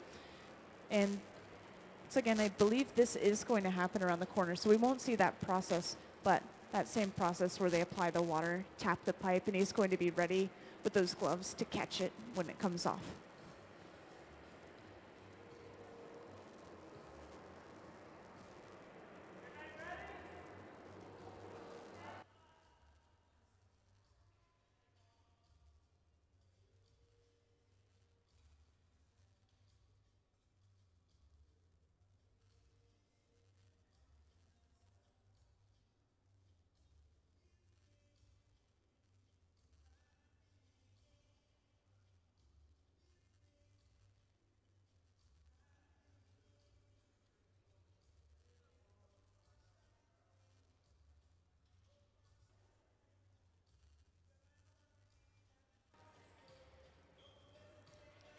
So they lift it onto our contraption, and then all they have to do is make sure it keeps turning, keeping it on center, and then they disappear around the corner to break it off. This is a moment of truth. We should hear if something goes wrong, but I think that it should be a clean break. They've prepared pretty well for this.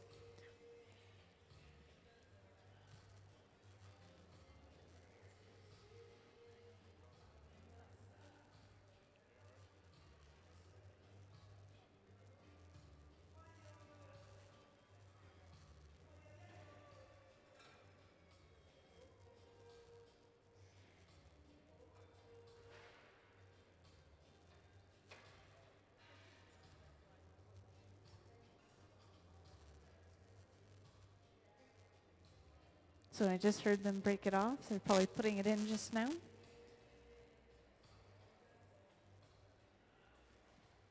And let's give them a round of applause for finishing that massive piece of glass.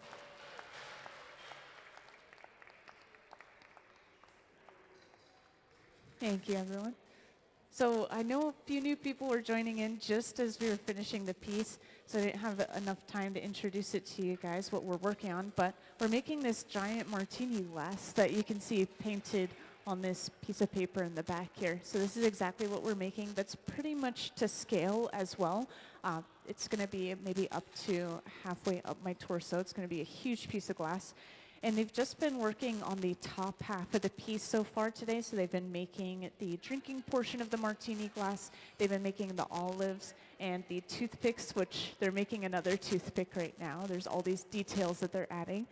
And then later on in the day, we're going to be working on the stem, which is going to have a decorative piece at the top of the stem, and then the stem and foot of the piece itself will all be one piece. So that'll happen in the later half of the day.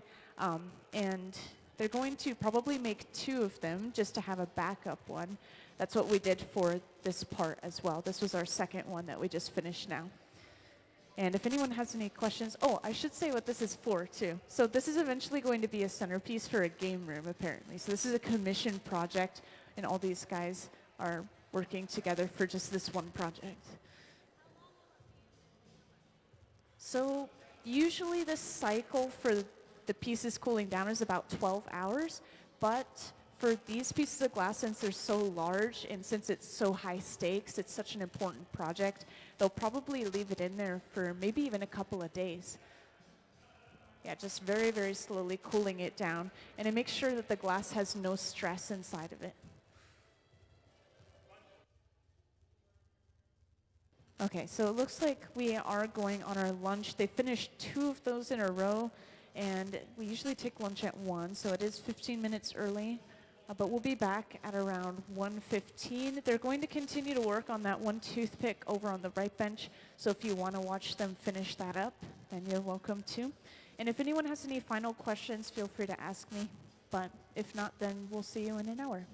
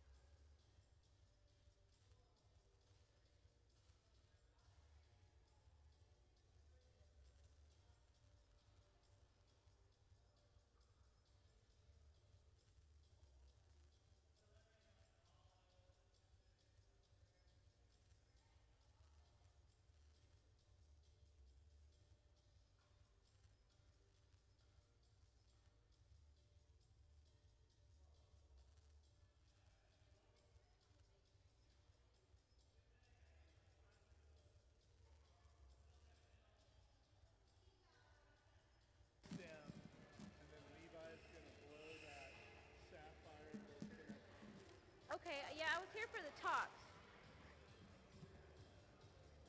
Hello, everyone, and welcome to the Hot Shop here at Museum of Glass. Happy Friday. Thanks for hanging out with us here at the museum. On the Hot Shop floor today, we are making these larger-than-life martini glasses. There's an illustration there, and then we have this really cool cardboard cutout. And so this morning, we made the top portion of the martini glass. On the right side of the Hot Shop, we're working on the toothpick as well as the olive, the pimento olive, and then we'll eventually start the base as well. If you guys have any questions, feel free to ask. My name's Emily, so I'll be happy to answer your questions. And I'll give you guys an idea of what it is you're looking at here on the floor. And then I'll let you know where we're at in the process and what we're doing specifically. So everything that, since you guys have been here for a while now, as you can see, the glass is just clear. It looks orange because dipping into our furnaces, they rest at about 2,300 degrees. And so can we please see a furnace diagram? So the furnaces are the ovens here that have the silver base and the black doors. The black doors are designed to keep any type of particles from getting into the clear glass. And so they're powered by natural gas and forced air. They run 24 hours a day, 7 days a week, and they hold about 1,000 pounds of molten hot glass at 2,100 degrees. And so what we do to start the process is dip into the furnace, gather the glass, and then blow it out. And then we'll gather as much as we need for this size of a piece and then continue to blow it out. And then we'll go in and out of our reheating chambers. Today we're using this super duper big reheating chamber because the martini glass is larger than life. And so into the reheating chamber, can we please see the glory hole diagram? So the glory holes are also powered by natural gas and forced air, and they're only used to reheat the glass to keep it from breaking. And the temperature is kept at about 2,300 degrees, and they're lined with hollow fire brick. Oh, it's a hollow fire brick barrel. We have to continue to go into the reheating chamber because the glass does not want to get below a certain temperature or else it could start to crack. And so we work at the bench a little bit, and then we have to go back into the reheating chamber, heat it up, and work it some more. Like I said, my name's Emily, and I'll be happy to answer your questions. And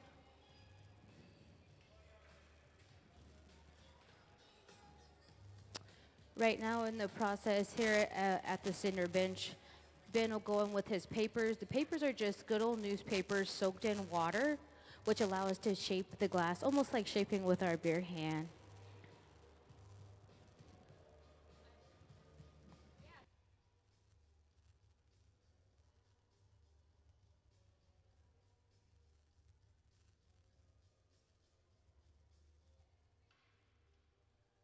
So the question is, how do we get the glass inside of the furnaces, right? So there's this process that our hot shop technician has to do. It's known as charging the furnace. And so we have to, the 1,000 pounds doesn't just magically reappear. That would be great if it did. But we have to charge our furnaces. If we could please see the charging the furnace video, that would be awesome.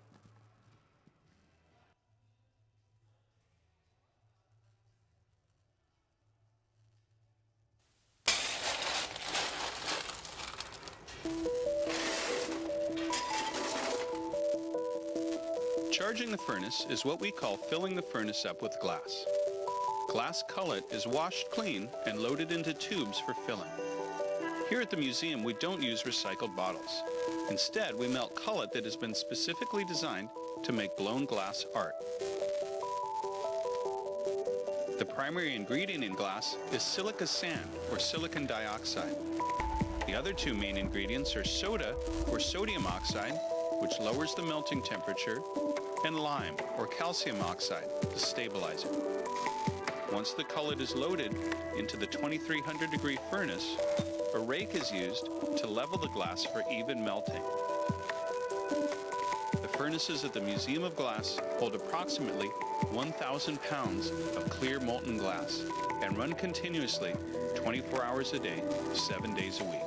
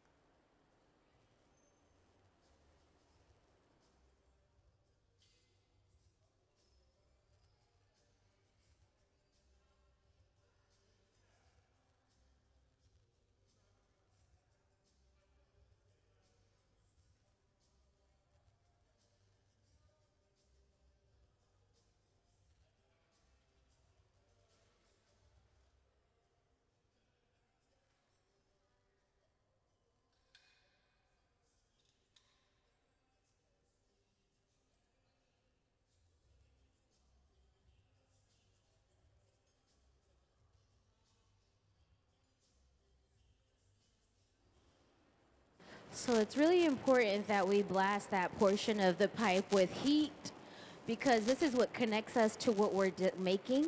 And so we always want to make sure that the in portion there, closer to the beginning of the piece, is nice and warm.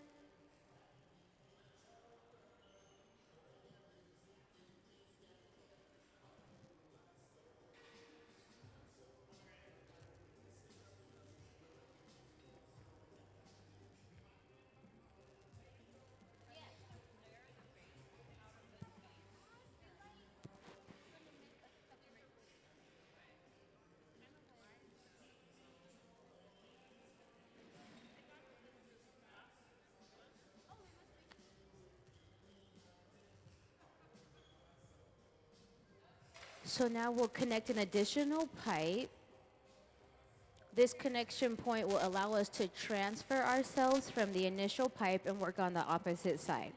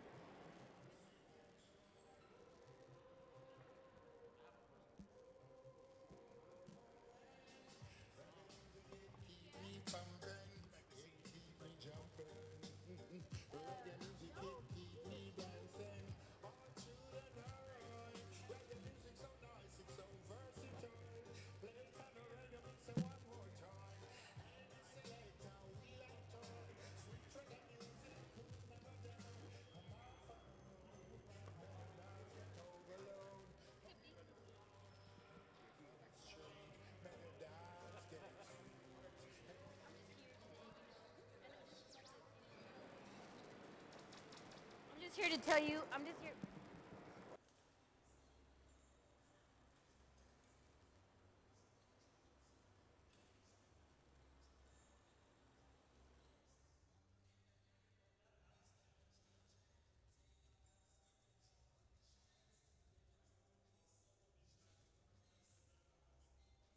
On the far right of the hot shop, we're gonna knock the olive off the branch. Let's give Eric and Jen a big round of applause for all their work, hard work.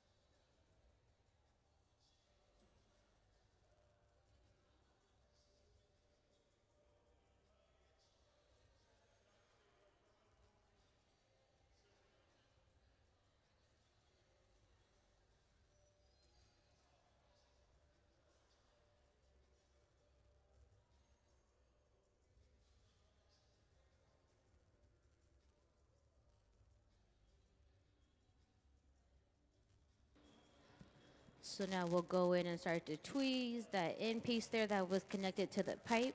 We'll clean it up a bit, shear off that excess glass.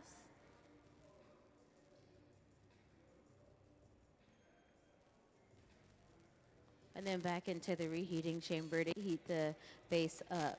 We are making a larger than life martini glass. There's an illustration here on the white piece of paper, and then there's this really cool cardboard also sculpture.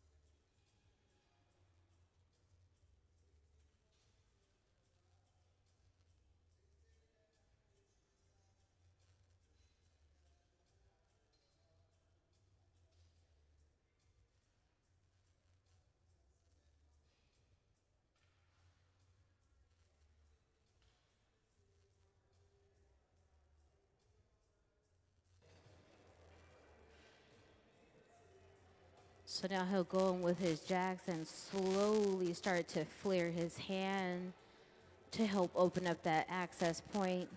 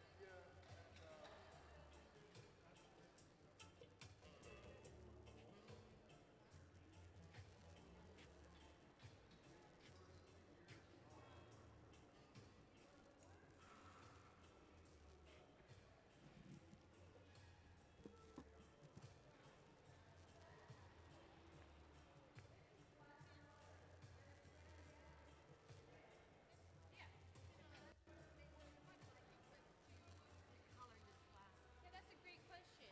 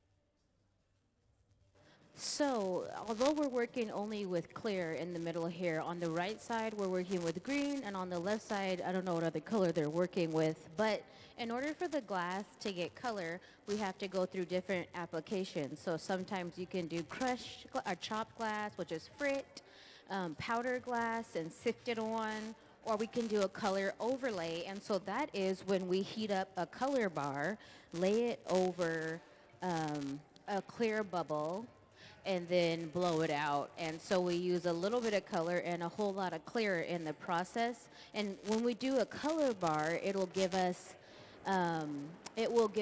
a solid finish. And so Could we please see the color overlay video to learn a little bit more about glass and color? The color in glass comes from adding various materials to the mixture of raw ingredients called batch. Most of the colorants are compounds containing some kind of metal. For example, adding cobalt to clear glass creates a deep blue. Tin and antimony can be used to create white glass, and gold chloride can produce a rich red or pink-colored glass.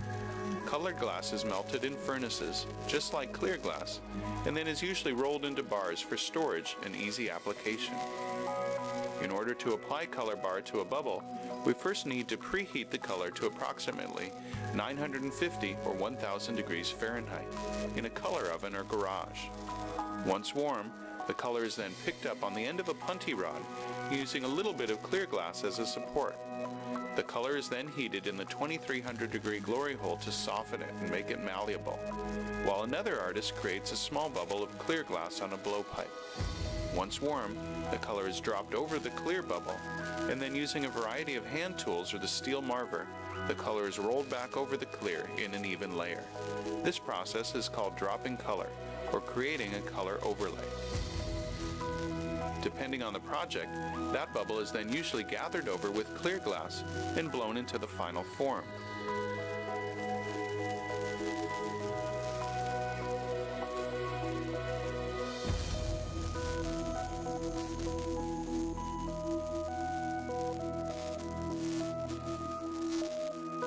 The finished product may appear to be all made from colored glass, but when viewed in cross-section, we can see that there is only a thin layer of color sandwiched between many layers of clear glass.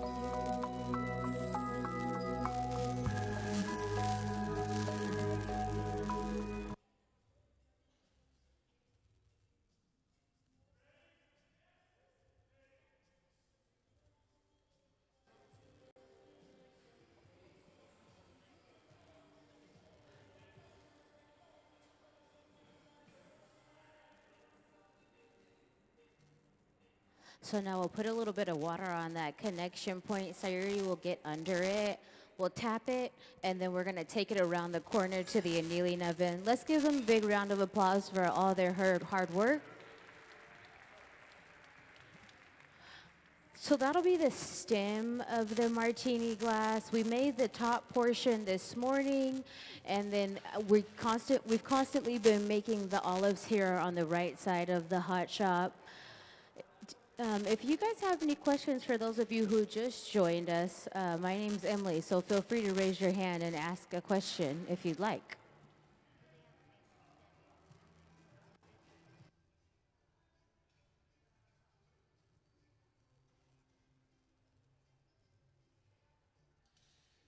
And so the process starts, as you can see, Sarah has a really small bubble here. So it starts by dipping into the furnace.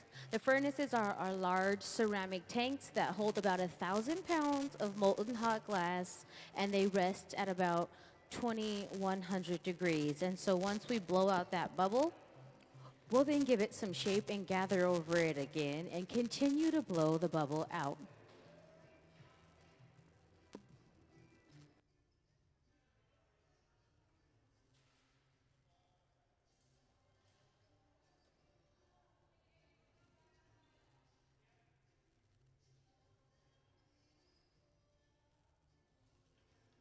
On the far left side of the hot shop, it looks orange right now only because it's very, very hot. But that'll be the ball, the sapphire sphere here in the middle of the martini glass.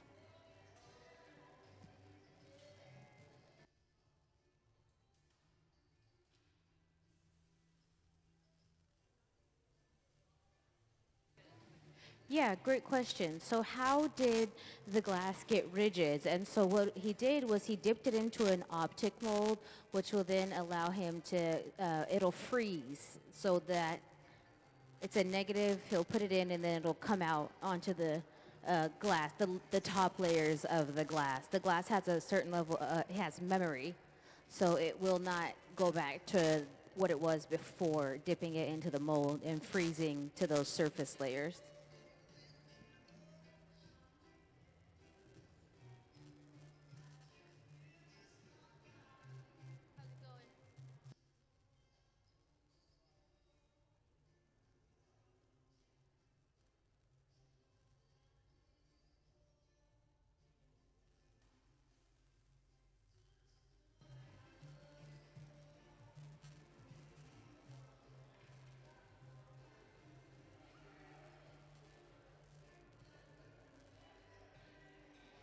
So Sarah will go in here at the middle bench with a block. The block is a piece of hollowed out cherry wood that has been soaking in water. The water allows us to protect the materials of the block as well as the glass.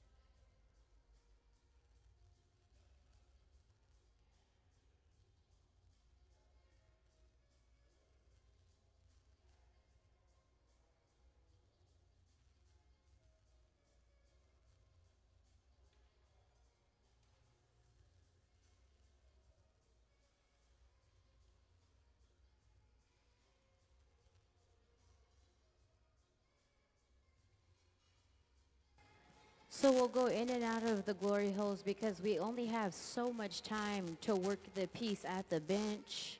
And so can we please see the glory hole diagram?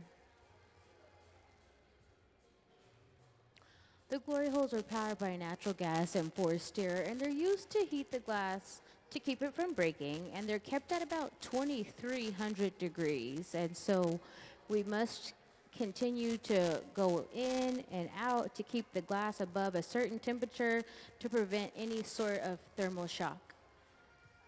Thank you.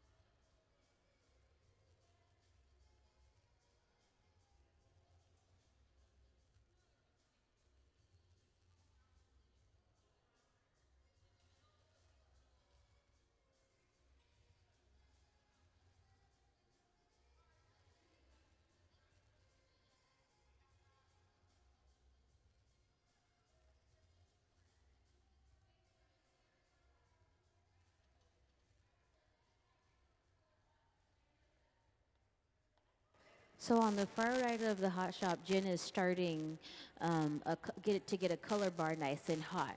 So earlier we were talking about how does the glass get color? So she's going to heat up a piece of color and then lay it over a clear bubble when the bubble's ready. And so if you want to see how they apply the color to glass, pay attention to what Jen is doing on the right side of the hot shop.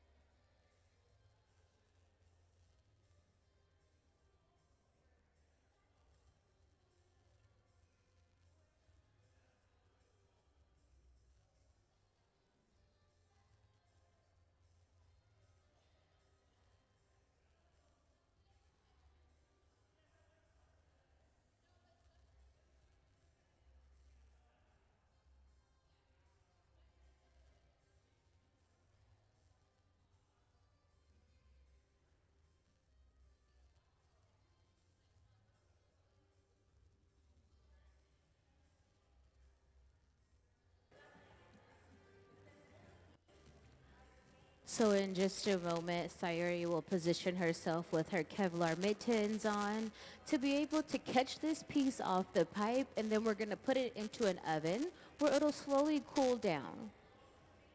We can't leave the pieces in room temperature because due to thermal shock, they will crack.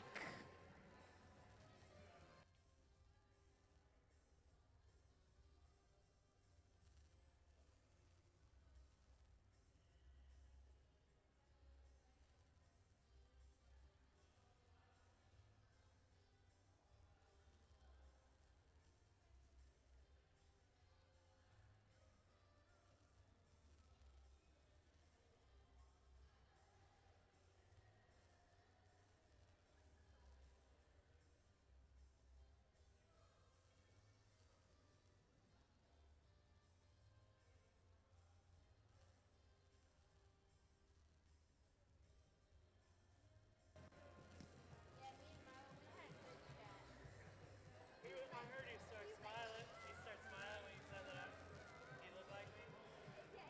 He's so good looking, huh? He's a good looking dude.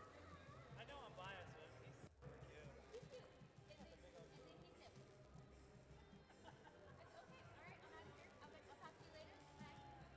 It's funny when it gets close to his lunch. You never know. He might be.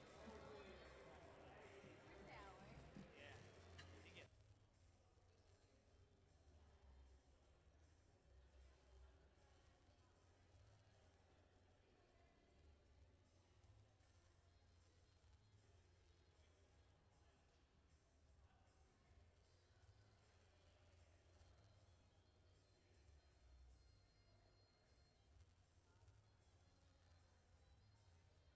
It's really important that where we carve in at on the glass, we reference it as a jack line, but it's really important that we have this piece nice and hot.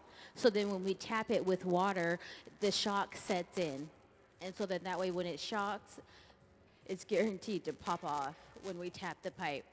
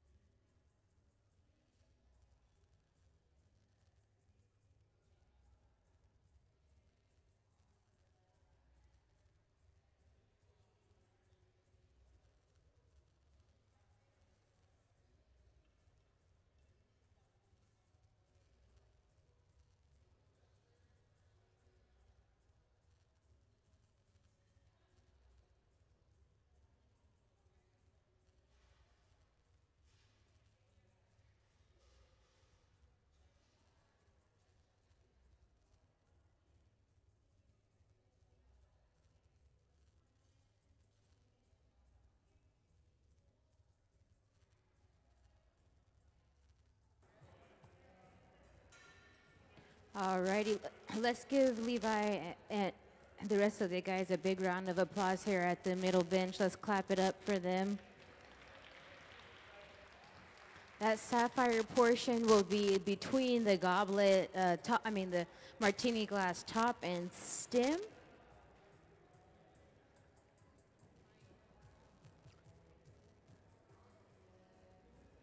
So now Ben will go in with a really big block that's been soaked in water. We'll follow as we rotate back and forth. This will help cool down those outer layers just a bit and give them some even shape.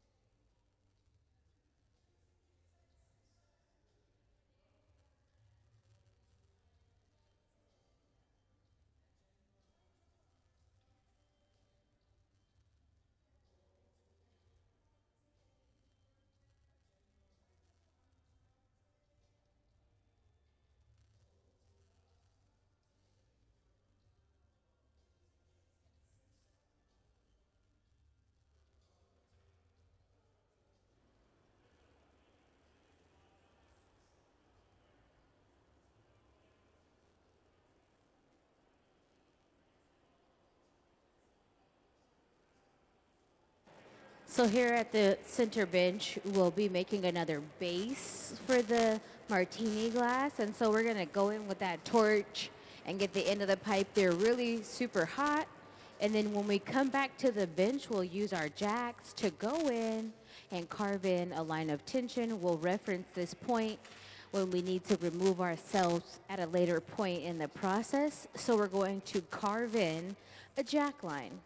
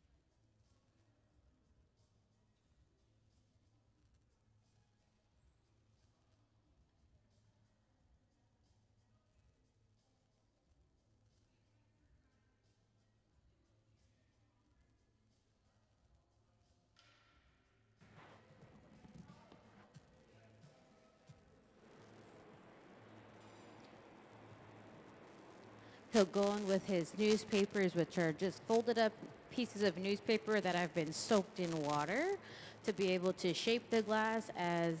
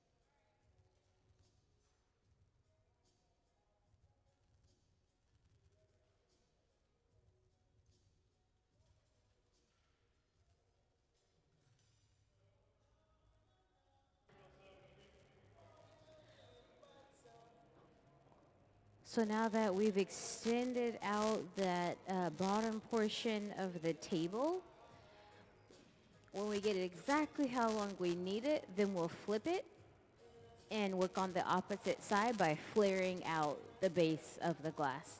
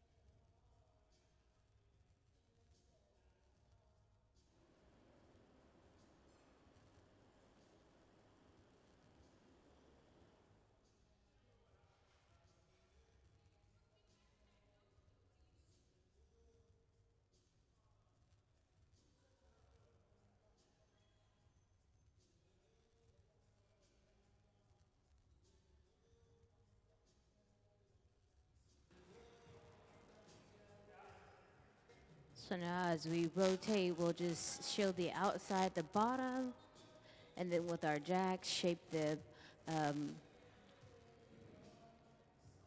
this will be the top portion of the base.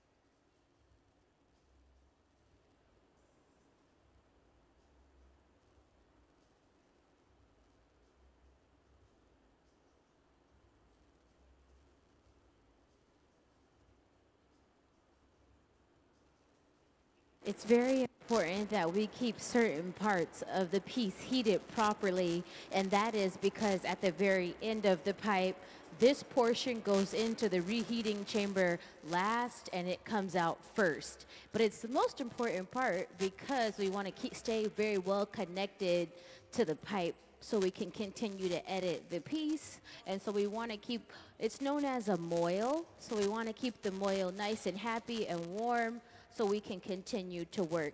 So that's why they keep torching it.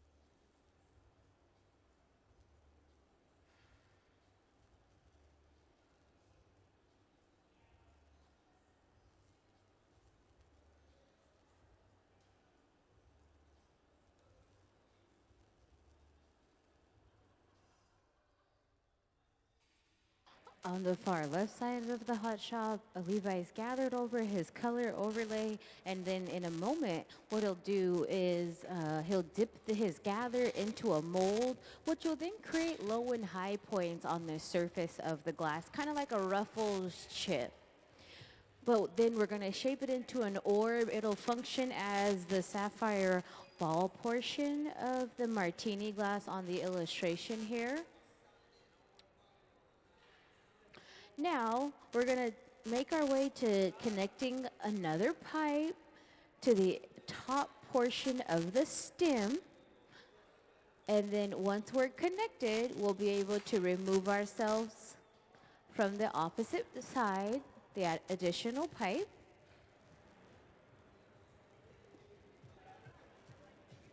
And then on the far right side of the hot shop, we're still making olives.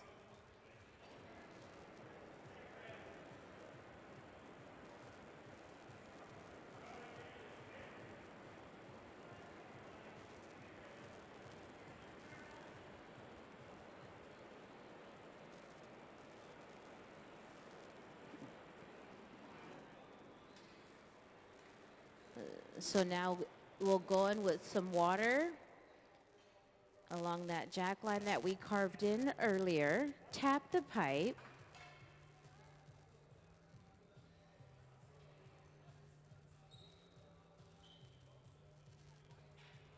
And then back into the reheating chamber to get that bottom portion nice and hot so we can start to flare it open. We are making a larger than life-size martini glass this afternoon. If you guys have any questions, feel free to shout them out. My name's Emily.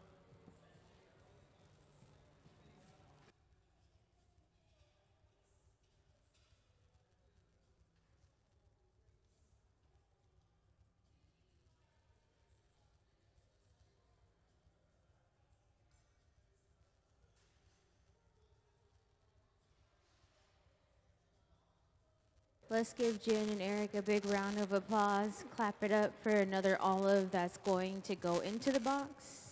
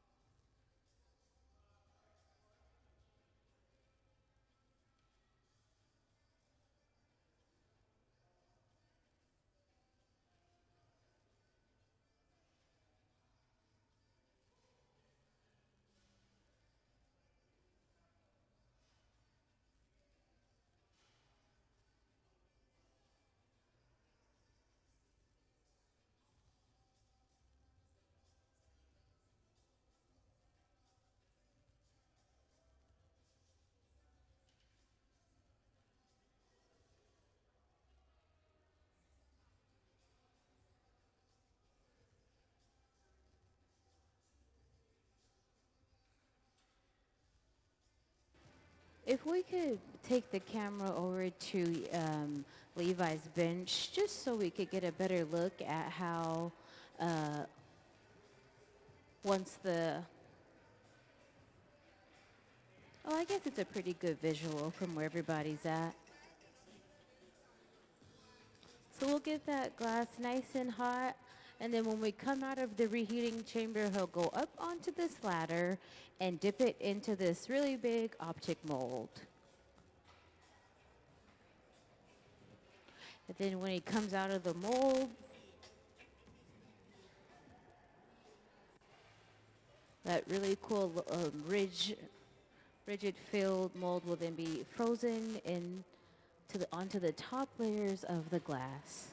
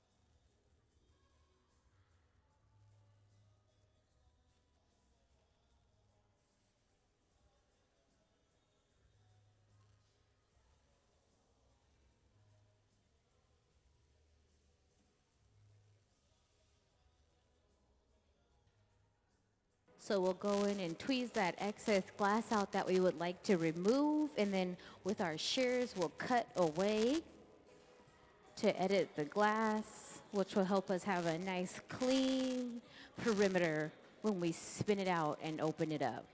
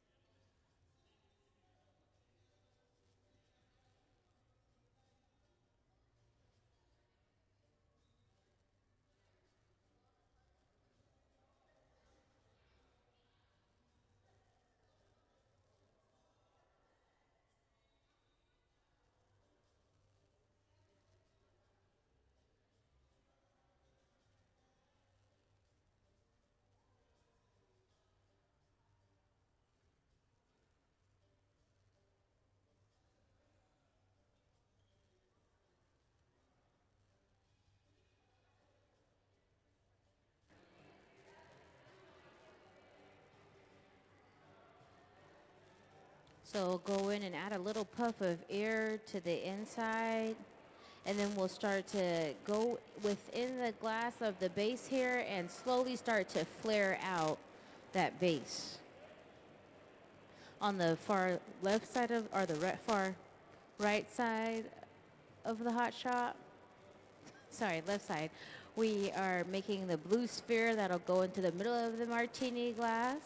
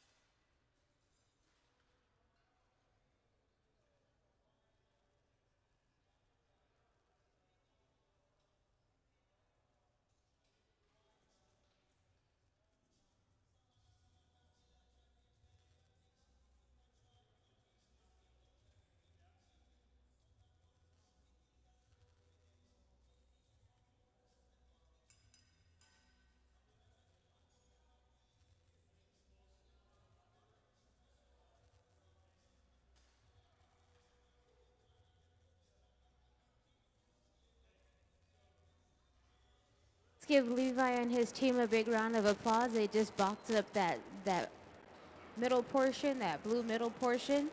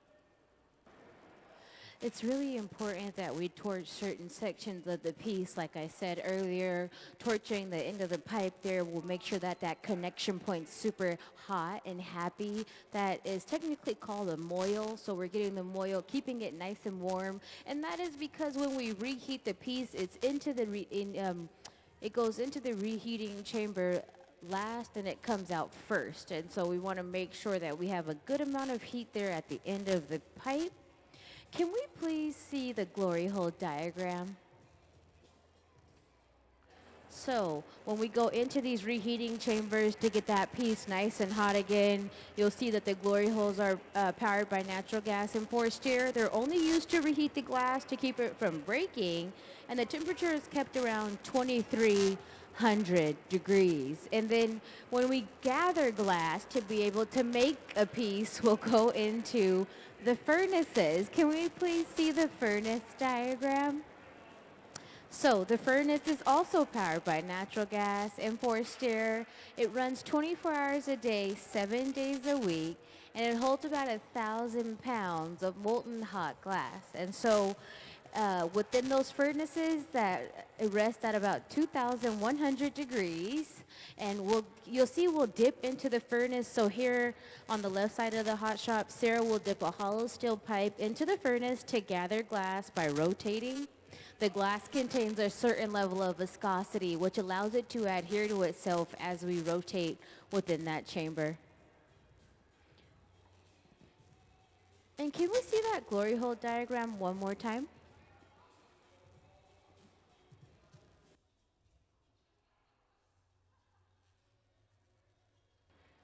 Thank you so much.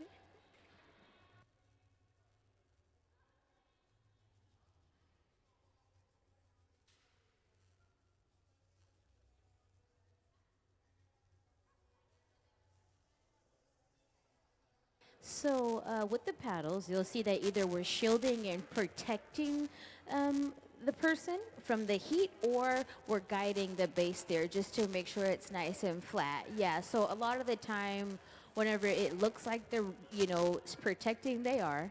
That is because the glass is still above about 2,000 degrees, and so all that radiant energy is shooting up off of the piece.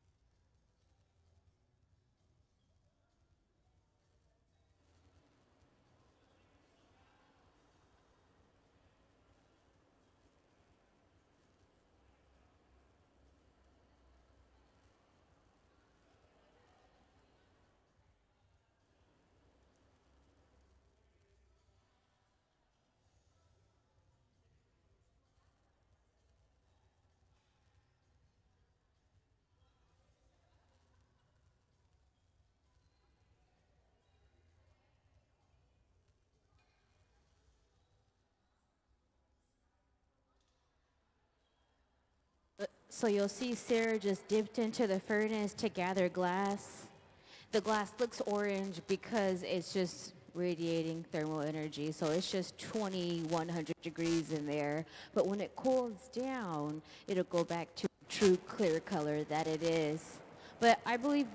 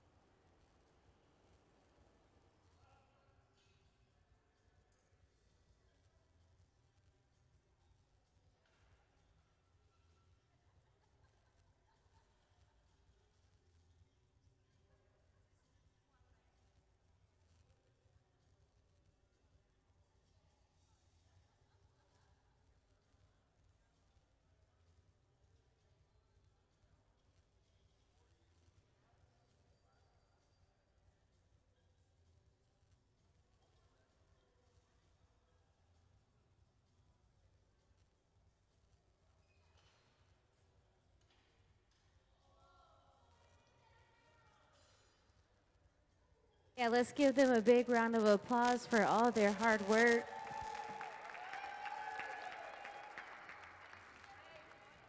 And so as you see, Sairi ran away with it because behind the hot shop here, we have some of the annealing ovens. And so these annealing ovens that are back there allow us to place the glass into the oven to be able to slowly cool down overnight. So it has to ramp down at a certain temperature to prevent any sort of thermal shock.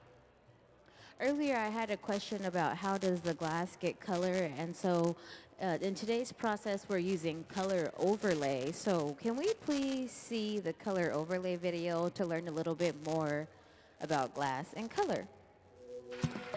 The color in glass comes from adding various materials to the mixture of raw ingredients called batch. Most of the colorants are compounds containing some kind of metal. For example, adding cobalt to clear glass creates a deep blue. Tin and antimony can be used to create white glass, and gold chloride can produce a rich red or pink-colored glass. Colored glass is melted in furnaces, just like clear glass, and then is usually rolled into bars for storage and easy application. In order to apply color bar to a bubble, we first need to preheat the color to approximately 950 or 1000 degrees Fahrenheit in a color oven or garage. Once warm, the color is then picked up on the end of a punty rod using a little bit of clear glass as a support. The color is then heated in the 2300 degree glory hole to soften it and make it malleable, while another artist creates a small bubble of clear glass on a blowpipe. Once warm, the color is dropped over the clear bubble, and then using a variety of hand tools or the steel marver, the color is rolled back over the clear in an even layer. This process is called dropping color, or creating a color overlay. Depending on the project, that bubble is then usually gathered over with clear glass and blown into the final form.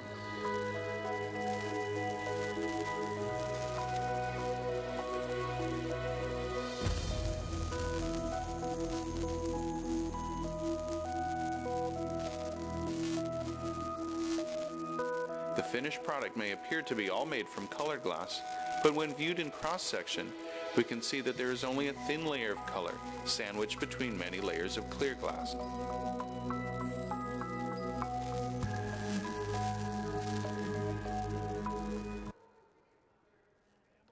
Yeah? They'll assemble it not hot. They're not going to assemble it hot. Cold.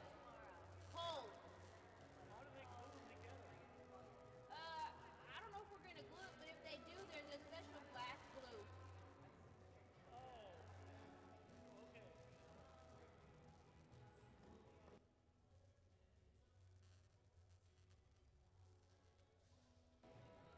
So we'll go on with a block there. If you look up at the big screen, I'm just talking about what we're doing in this part of the process. That is all clear glass. There's a little bubble in there. I don't know if you can see it with your eye, but there's a little bubble in there, and we'll blow it out The block there is made from cherry wood. It's a hollowed out piece of cherry wood that's been soaked in water to protect the wood as well as the glass. It allows us to cool those outer layers down while keeping that core nice and hot so we can continue to blow the bubble out.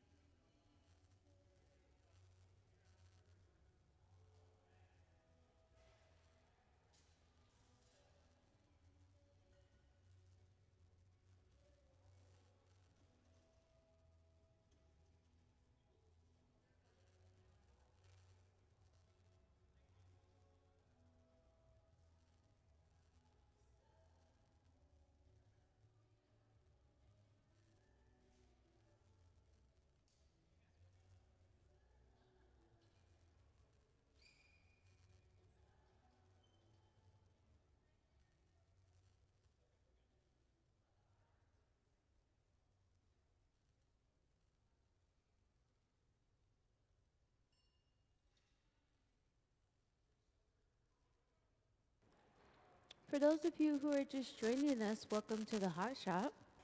We are making this larger than life martini glass here. This illustration, there's also a cardboard cutout. My name's Emily, and if you have any questions, feel free to raise your hand and ask, or have a seat and stay a while with us. Happy Friday. Thank you so much for coming to hang out here at the Museum of Glass with us. I hope you're having a great time, because I sure am.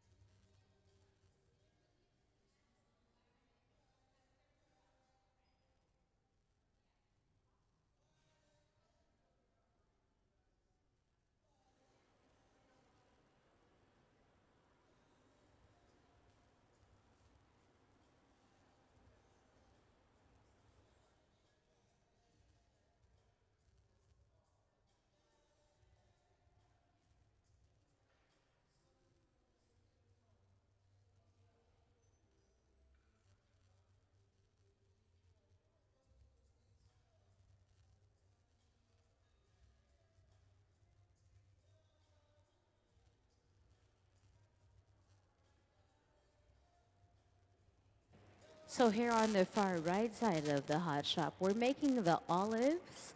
And so we're going to go in with that tool that we just heated up with the torch. And we're going to carve, oh, I thought he was heating, oh, he was heating the jacks, but he went to the papers. So we'll blow a little bit into the end of the blowpipe there. And with his papers, he's shaping. And then with his jacks, he'll go in and he'll carve in a line of tension. This is what we call a jack line. This indicates the end of the pipe and the beginning portion of the piece. And it's really important to get a really good jack line so then we're able to remove ourselves from the pipe.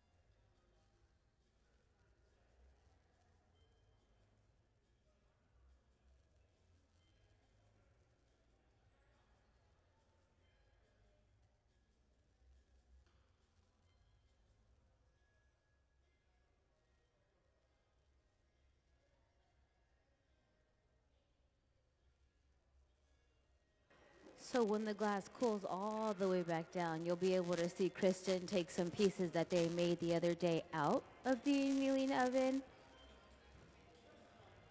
So dipping into that furnace, as you can see, it's getting pretty big and it's getting really heavy.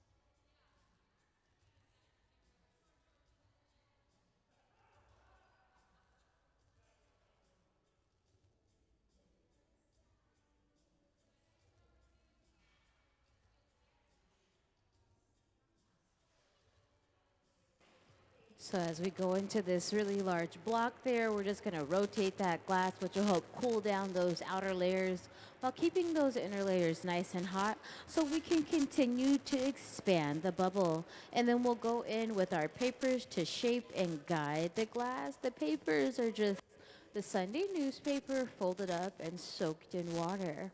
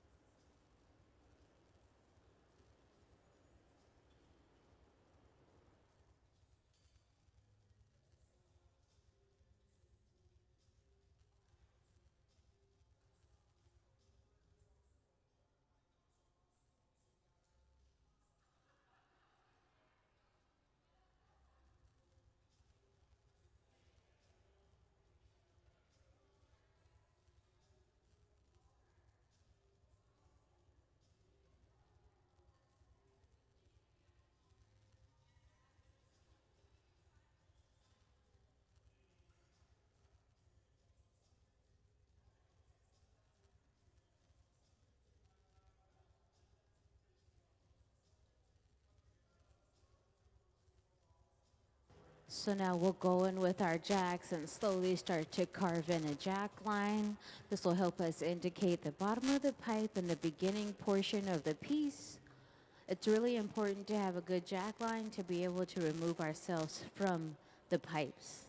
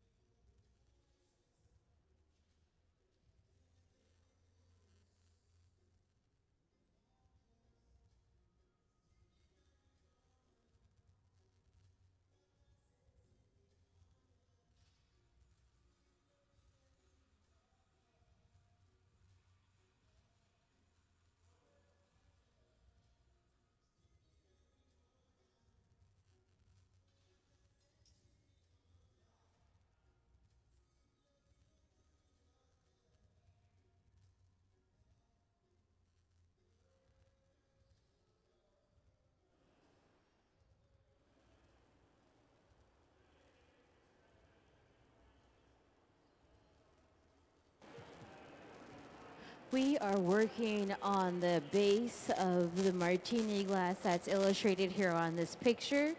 So we're working on the bottom portion. This morning we made the top portion of the martini glass. And on the far right side, they are making the olives that will go on the top.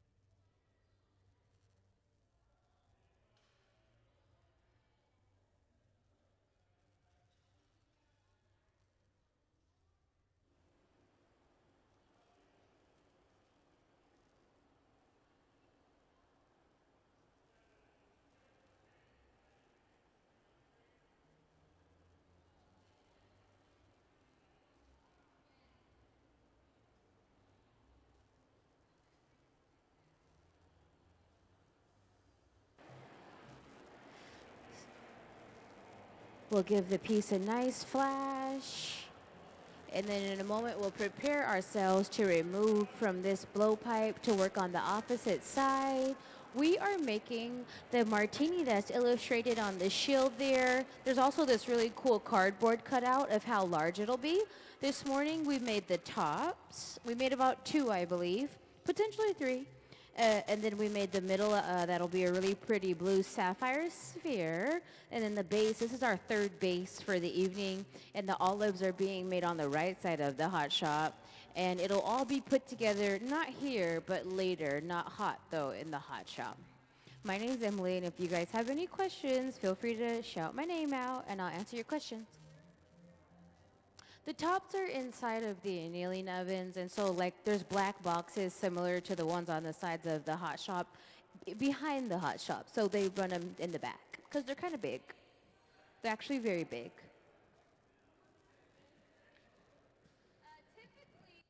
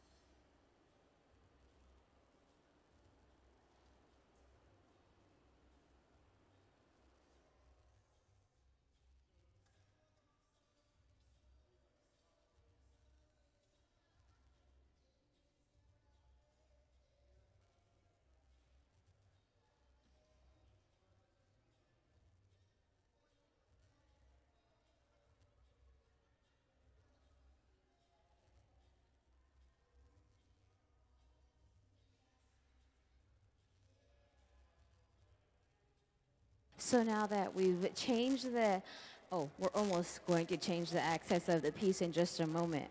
Once we change the axis, we'll work on the opposite side by flaring it open.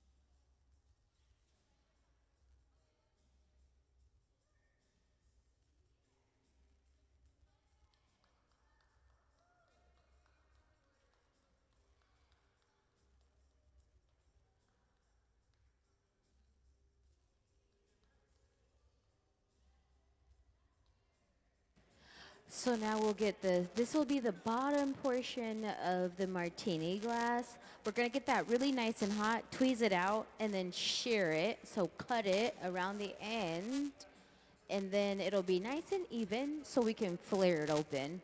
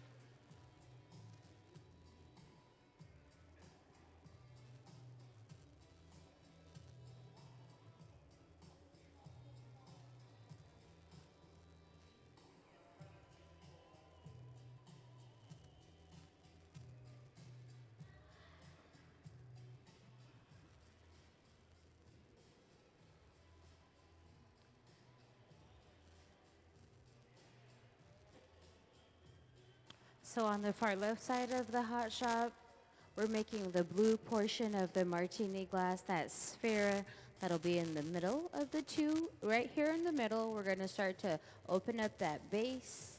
And then on the far right side, they're making the olives that'll go inside of the cup.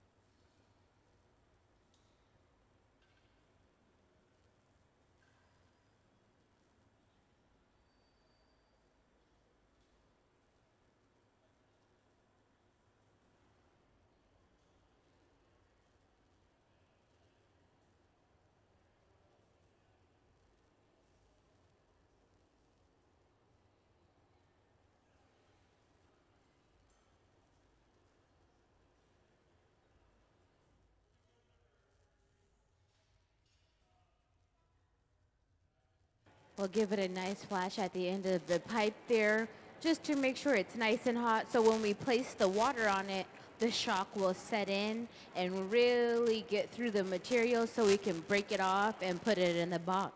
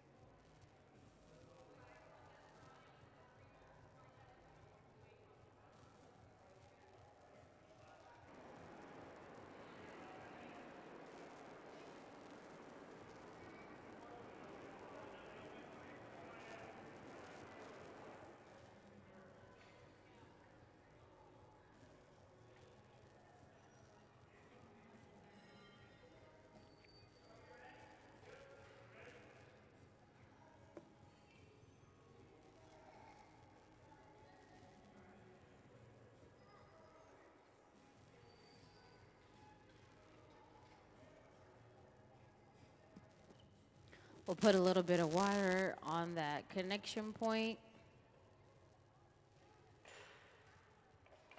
Tap the pipe. Let's give them a big round of applause for all their hard work.